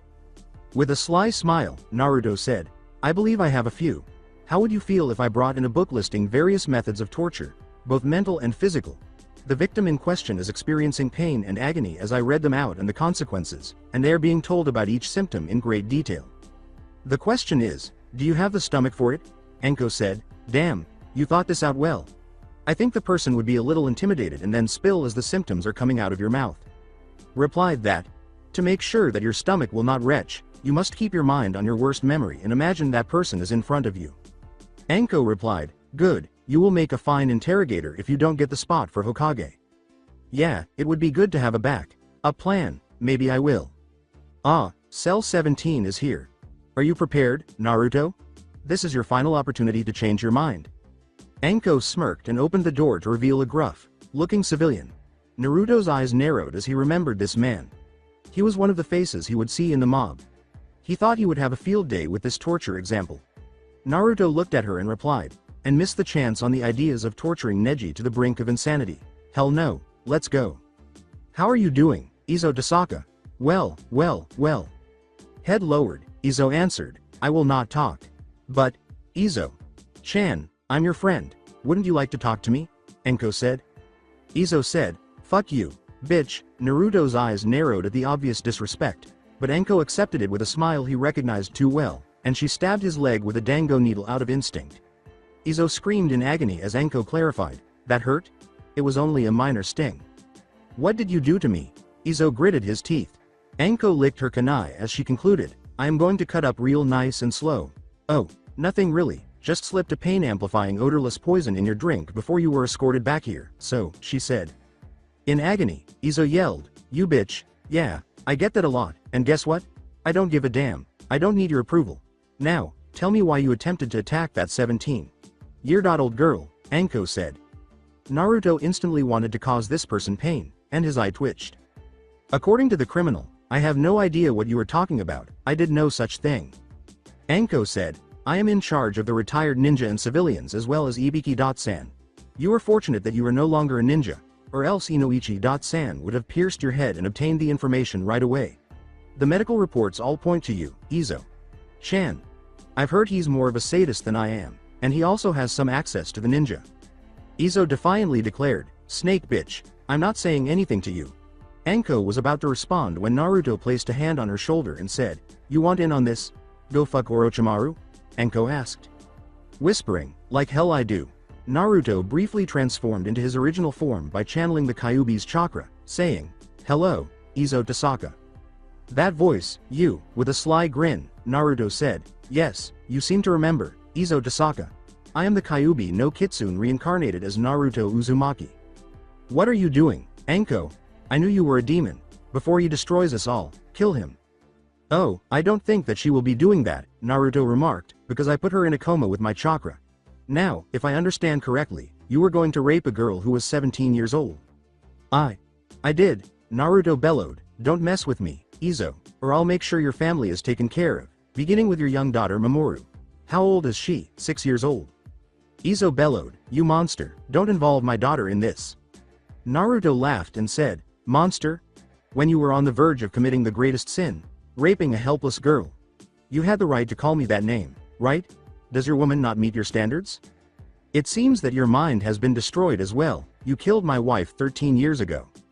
Oh, Akari, Naruto said, pausing in thought, I think I heard it somewhere. It must have been the last thing she heard before I crushed between my paws. Yes, it felt really nice. Izo yelled, stop, Naruto remarked, I had a great time that night. You know I've been waiting for an opportunity to pay you back for beating me in the alleyway. I will always remember your face. With fear in his eyes and teeth, Izo looked up at Naruto and said, why, you? Yes, me, I am back, using this boy as my vessel. I knew that you could not be trusted, the Sandaime will hear about this. Actually, yes, he will. You know it is thanks to you that I have some freedom. What? The cursed seal prevented me from influencing the boy's weak mind. I was unable to escape until you villagers began attacking my human body. Each attack gradually moved me closer to freedom. Now that we are free, I have returned to fully repay you by causing you pain. That was my chosen mate that you chose to rape. Get ready for the worst nightmare of all. As Naruto lifted his clawed hand to give him a minor abrasion, Izo yelled, I am sorry, please don't kill me, I will confess to everything, just don't hurt me or my family, please, I will even confess to hurting you. Why should I have faith in you? You were a ninja once. Ninjas are notoriously cunning. As Izo sobbed, he declared, it is the truth, I promise on my honor that I will confess to everything. Naruto sighed and thought, fine, I will make a blood oath. Demons can't break blood oaths since we have an honor code. If I kill them, I will die. Naruto grasped his hand and said, I, Kyuubi no Kitsune, solemn swear not to harm the Tasaka clan in exchange that he does confess his crimes against my mate and myself. In a whisper, Izo said, thank you. As he changed back, Naruto grinned and said, you are welcome, Izo. Wow, Gaki. You are a natural, Anko remarked. Izo responded, Anko-san, but you are supposed to be in a circa coma. I recognized you from when you hurt me in the alley 7 years ago. I knew your fear of the Kyuubi no Kitsune, Naruto remarked. The fox is still imprisoned within the Yondaime's seal, utterly incapable of luring me away from its power. I know your family, especially Mamoru, and I used that fear against you now that I have control over it. She is actually a friend of the Sandaime's grandson that I met, but now that you've admitted it, your younger sister Anju will look after her. Izo exclaimed in shock, you jerk. You cheated on me, how dare you deceive me? I am a ninja. A ninja is all about concealing oneself and using deceit, Naruto declared. Enjoy your time in prison, Izo-chan, given that Anko-san's superiors have been informed of your confession. Naruto left the room as Izo bowed his head in surrender, and Anko trailed behind him, praising him, saying, "Naruto, that was incredible. You basically mind-fucked the dude." "Yeah, but I really wish that I didn't threaten to kill Mamoru." With a hand on his shoulder, Anko remarked, "You did what you had to do to make it convincing to Izo. Hell, you made me think that you were the fox for a second." "Thanks, Anko.san," Naruto said in a deadpan tone, "but next time, use blood, man, I wanted to see that. Is that all you think about, dango and blood? What other fetishes do you have?" "Oh, there's messing with Kurenai and chasing Iruka." "Wait, you have a crush on Iruka?" With a hand clamped over his mouth, Anko said, "You are not supposed to say it out loud." "Are you serious?" Naruto muttered. "That being said, why haven't you asked him out or anything?" "Because I like messing with him," says Naruto. "Bullshit." Naruto continued, "You are wearing a mask just like me, aren't you, Anko.san?" After Anko turned to face him. How? Hello. We are both the major pariahs in Konoha basically. You think I wouldn't know how to tell between a mask and the real person behind it? That is true, your reputation and status make you doubt whether Iruka will accept you or not. Am I right? Naruto looked around the corridor and saw that no one was there, so he said, "I'll tell you what, this Wednesday, you ask Iruka on a date and be serious with him this time. He is not one to judge." "I am sure of that." Anko's eyes were downcast for a moment and he whispered a quiet hi. "We're going to go on a double date." "Doesn't that Hinata girl remain in the hospital?" "No, this is with another girl that I have feelings with. You will meet her eventually, I promise that Iruka Sensei will not hurt you in any way, he is too nice to do that." "But, how were you able to survive that torture just by looking at it?" asked the Snake Princess. Ibiki abruptly emerged from one of the rooms and turned to face Naruto and Anko, saying, "Anko, Uzumaki, what are you two doing here? If you experienced it, then you can adapt to it. One of the retired ninjas used their own creations of torture on me." "Oh, Ibiki.san, are you familiar with any Raiden Jutsu?" said Naruto. "There is one," Ibiki remarked, "but I don't use it very often. Why?" "Ibiki, I think we both know why," Anko said. "So, you're going to do it, huh?" Ibiki asked. "Murder him? Kill him?" "No," said Naruto. "I'm on the verge of saying yes to torturing him, humiliating him, and possibly disfiguring him." Ibiki replied, "I had a feeling you would. I saw the look in your eyes, you were really intent on killing him. Will you please put an end to our discussion? Considering that Hinata-chan made me swear not to kill him, you two are making things worse." "I understand. You want to cause him as much suffering as you can as restitution, correct?" "Correct," Ibiki responded. "Oh, you were going for Hokage first, and now you are coming after my job too? He made Izo crack just by playing with his mind like you." Anko said, "Ibiki, you should see this guy." With a smile, Naruto said, "Hey, I got to keep my options in case the council tries to screw me over with my status and all." Ibiki responded, "Right, so what did you actually do to Izo to make him talk?" Naruto replied, "Easy, I played on his worst fear, the fear that plagued every ninja and civilian alike. I played the part of the Kyuubi no Kitsune." Ibiki responded, "Very good, playing on the fear and you made him suffer, making him implant his own fears into his brain. Exactly what I did to you guys during the Chunin exams almost." Naruto replied, "I just went with the flow. I knew that he hated me for supposedly killing his wife, so I play on that hatred, and convert into fear, believing that the Yondaime's seal had cracked because of the villagers' constant attacks on me." Ibiki responded, "Oh, but you can't use this on Neji since he doesn't know about it at all." "I have thought of that already, I have written a book, it is titled, 101 Ways to Kill a Hyuga," Naruto replied. Ibiki laughed. "Good, simple and direct to the point, but now how are you going to torture him?" "Leave that to me. Ibiki.san, the Jinchuriki said. Please follow my instructions, Anko.san. I'll see you on Wednesday." Naruto departed after Anko nodded to him, and Ibiki questioned, "What was that all about?" Then Anko said, "I have to do something." Haku, the medic ninja who had been caring for Hinata for the past week and had discovered a lot about Naruto's past, was obviously angry at all of the teachers, with the exception of Iruka, who was one of the few who taught Naruto the correct lessons. Additionally, Hinata would always find out through her father and the council what happened to Naruto when he failed to show up for classes on certain days. Naruto was typically admitted to the hospital due to injuries he sustained from the crowd of inebriated villagers and/or ninja. Because of the fact that about 80% of the doctors and nurses detested Naruto, Haku would avoid interacting with any of them. She entered the room and said, "Hello, Hinata. Chan, how are you feeling today?" Much better, I feel a bit stronger, Hinata said. That is good, Haku said, here's your medicine. Hinata relaxed and let Haku give the dosage. So, how is Naruto-kun doing? When she was done, Hinata inquired. He is putting in a lot of effort for the final fight. He is practicing wind manipulation, Haku stated. He claimed to have prepared for every potential opponent, but he believes Gaara will be the one he has to deal with the most. Kiba suddenly rushed into the room and declared, Hinata, you will be mine. When the ice user pressed a button to signal the nurse to pick up Kiba and return him to his assigned room, Haku responded immediately by throwing Senbon into Kiba's neck, putting him in a false death. Like state. Hinata sighed, thank you, Haku-chan. Haku replied, you are lucky that Naruto-kun warned me about him. Abruptly, a loud voice exclaimed, you fool! I had assumed that Kiba had learned her lesson, but apparently not. Two women entered, one with red triangle tattoos on her face, the other with wild hair, slitted eyes, and a gentle tone to her face. Haku responded, I am assuming that you are Kiba's family.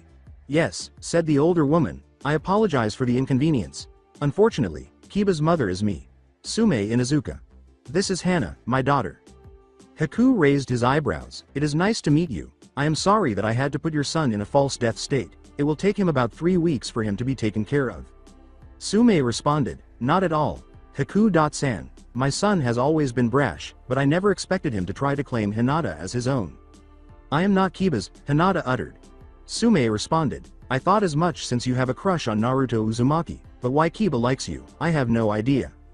According to what Hinata and Naruto-kun told me, Kiba has no respect for women. He sees one that he likes and naively thinks she is his and his alone. His desire to defeat her and claim her as his mate has been verified. Sume continued, I knew that I should have never left my grandfather to train him, now he has taken his views on women. Duly noted, Ka-san. Hana said. Sume responded, Hinata. I apologize on the behalf of the Inuzuka clan for the dishonor that Kiba has caused to your clan and onto mine. Said Hinata, I forgive the Inuzuka clan, Sume-sama, but I don't forgive Kiba at all. It will take a great deal from him to regain my trust back in him, therefore I will have to watch my back and my virginity as well.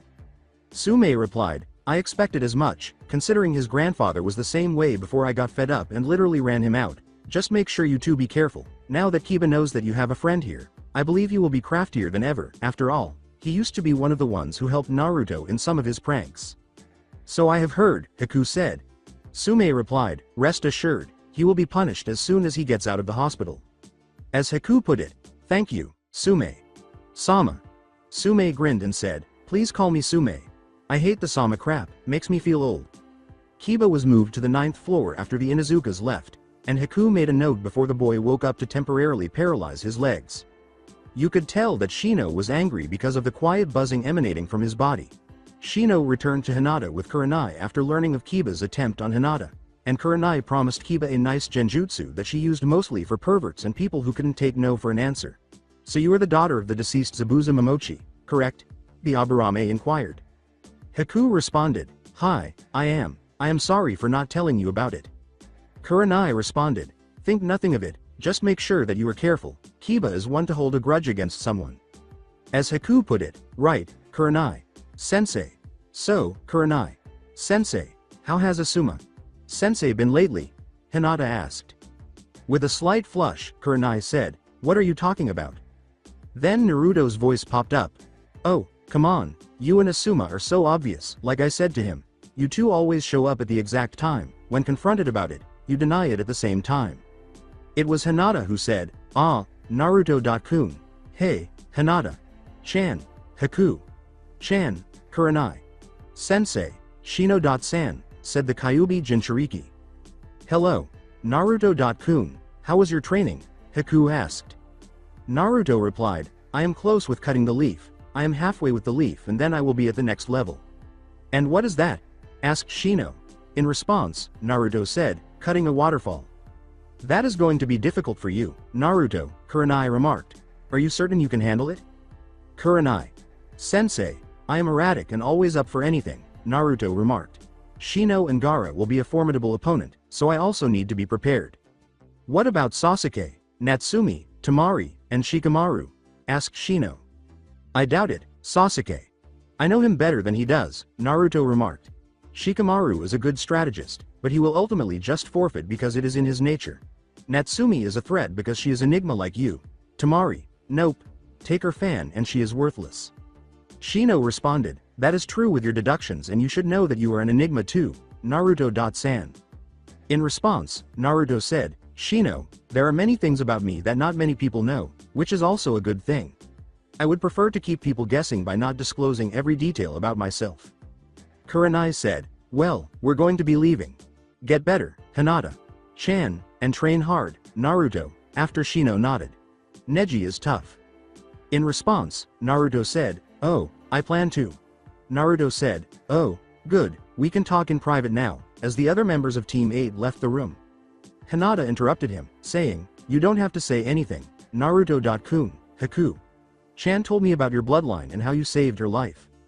That's not all, Naruto remarked. Are you aware of the Kyuubi no Kitsune? Hinata responded, yes, the Kyuubi died 13 years ago defeated by the Yondaime Hokage at the cost of his life. That is partially true, Naruto remarked. The Yondaime did defeat the Kyuubi, but he was unable to kill it. Since the Kyuubi is basically a chakra being, it needed to be sealed off. It had to be sealed inside a newborn instead of an object because the strongest Biju did it, and that newborn was me. So, you. That is why they stared at you with so much hate, Hinata said, her eyes widening as she studied Naruto's expression, which was impassive but also showed sadness and a hint of fear, partly in agonizing anticipation of her reaction. Tell me, where were you on the days you missed classes at the academy? With hesitation, she asked. Naruto remarked, I was frequently found by inebriated villagers and retired ninja at the hospital, who would then vent their resentment on me. They would eventually catch up to me, even though I would try to move away.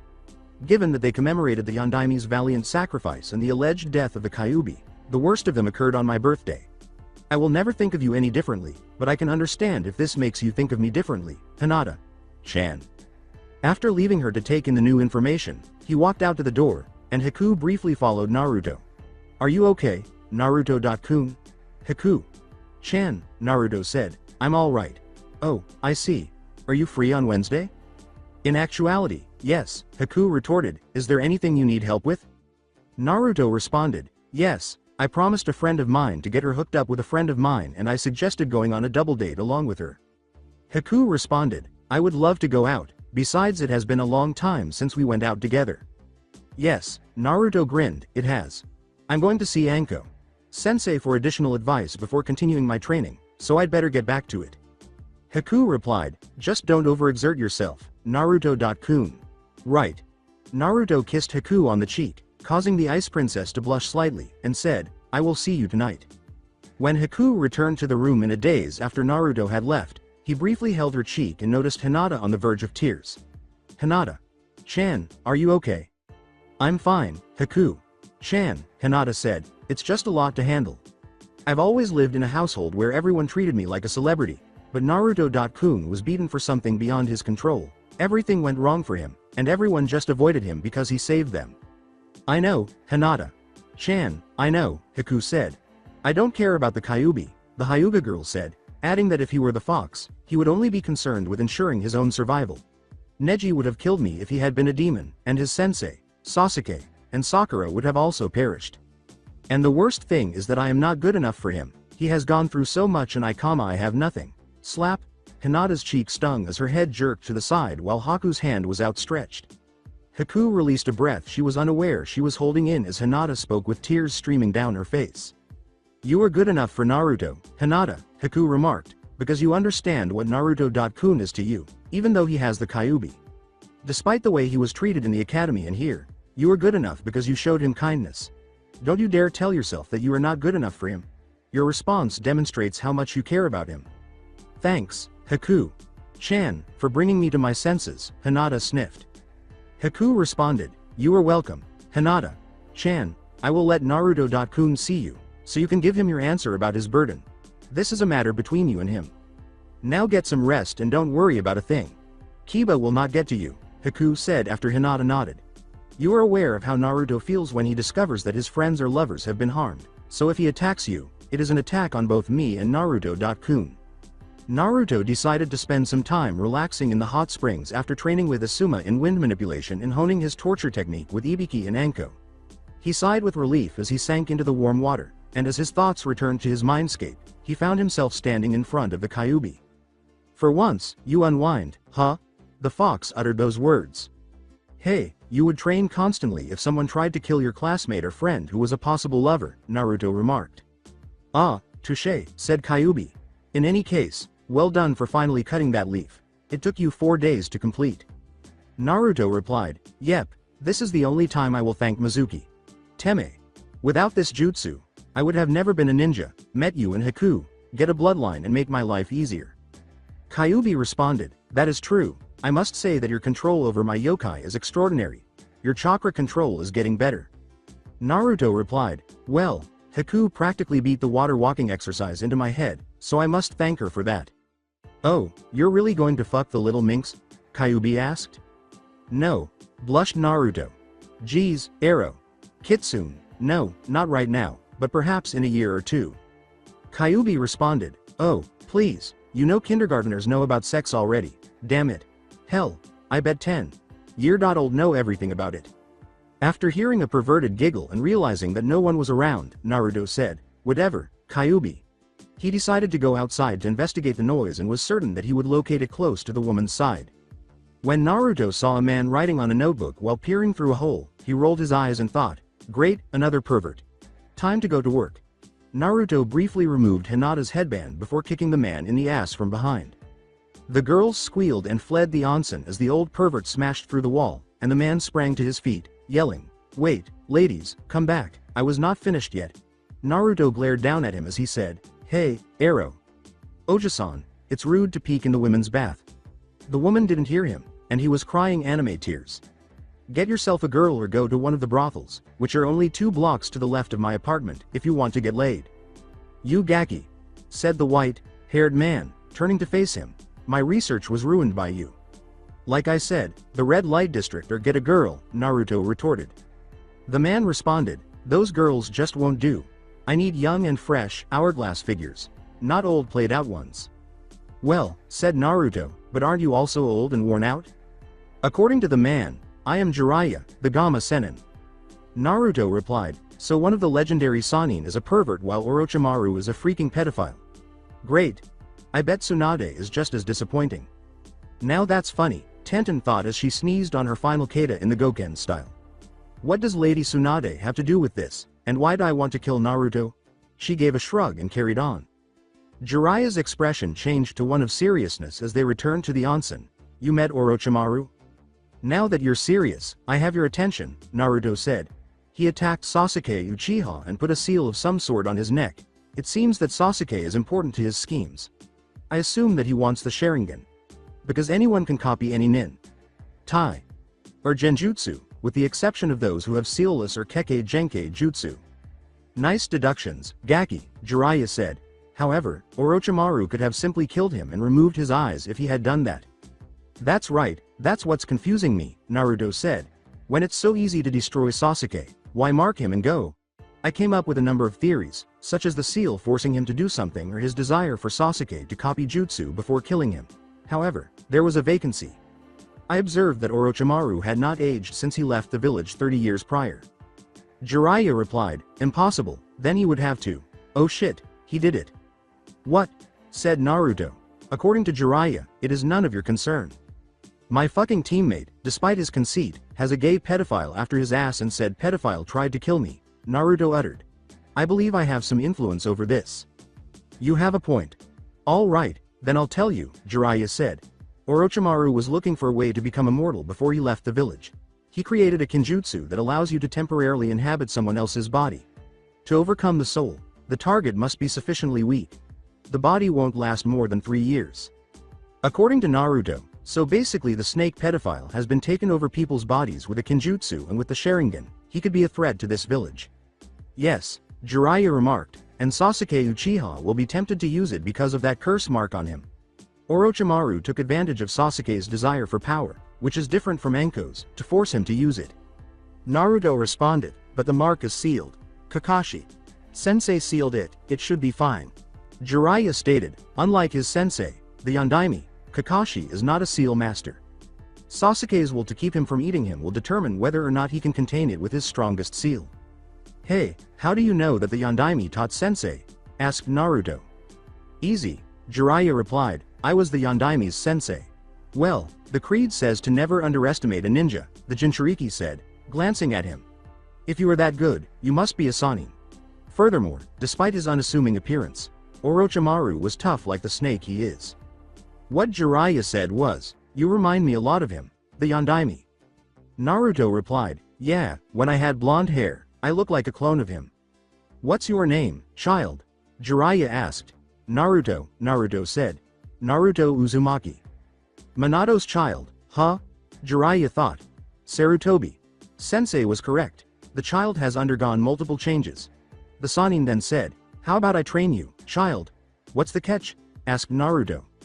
I think you are the best one that can defeat him with my help, Jiraiya stated gravely, just in case the Uchiha does go to Orochimaru for power. Being on his team, you are more familiar with his shortcomings than anyone else. Alright, I'll take your training, Naruto said. Alright, Jiraiya said, what are you learning? I am aware that the Chunin exams have already started. Naruto stated, I am learning wind manipulation, torture techniques, my kenjutsu styles and controlling my demonic chakra. You know about the Kyuubi? Jiraiya asked. Yes, Naruto replied. He is assisting me in managing it, such as waking up. In addition to the initial state, which I can control, there is another state in which the yokai bleeds out and transforms into a fox. I am able to control the one-tail state, which I refer to as the demon cloak. As I continue to work on the two-tail state, I've noticed that my primal tendencies increase. I will therefore become an animal that is essentially hooked on sugar and steroids if I go over what I can handle. You're doing this alone? Jiraiya asked. Naruto responded, no, Anko Midarashi is assisting me with the torture, and Asuma Sarutobi is helping me with my wind manipulation because his only pupil, Shikamaru Nara, is incredibly indolent. I vowed not to kill the guy I'm facing because he enraged me by attempting to kill one of my friends. I'm going to torture his ass after humiliating him. I feel sorry for the idiot who chose to piss him off, Jiraiya thought, shuddering. He is being taught by Sensei's son, who was once Orochimaru's apprentice. When I once peeped on his mother, he was exactly like her. How is your chakra control? Jiraiya asked. Naruto replied, it is decent, I have been doing the water walking exercise. I'll begin by teaching you a new jutsu, Jiraiya said. The name of it is Ninpo. Harijizo. Hospital. Kiba's room. When Kiba Inuzuka woke up, he was immobile and his family was gathered around his bed, but what really frightened him was the angry expression on his mother's face. Do you realize how much trouble you caused? Sume yelled. What did I do? Muttered Kiba. According to Sume, what did you do? What have you done? I'll tell you what you did. You blatantly declared your intention to make a girl your own teammate even though it was obvious she didn't want to pursue you for Kami's sake. Sume remarked, so you think women are good for only sex and cooking, huh? Kiba winced at the decibels his mother was shouting out. Did you realize that your sister and mother are female? Your sensei? I have a better idea, but I should fucking neuter you for that remark. How would you like to be a woman, Kiba, given how much you despise them? What? Kiba asked. Sume exclaimed, Hana. Sume said, that liquid will turn you into a woman for 2 months. Which means you experience everything a woman should. Including menstrual styles. Hana walked over to Kiba's IV and quickly pulled out a needle filled with a clear liquid. Enjoy yourself, Kiba-chan. You can't do this to me, yelled Kiba. I think I just did, Sume remarked. Unless you are on a mission, you won't be able to access Orochimaru either. He needs a vacation from your brazen ignorance, in my opinion. Kiba replied, you don't understand.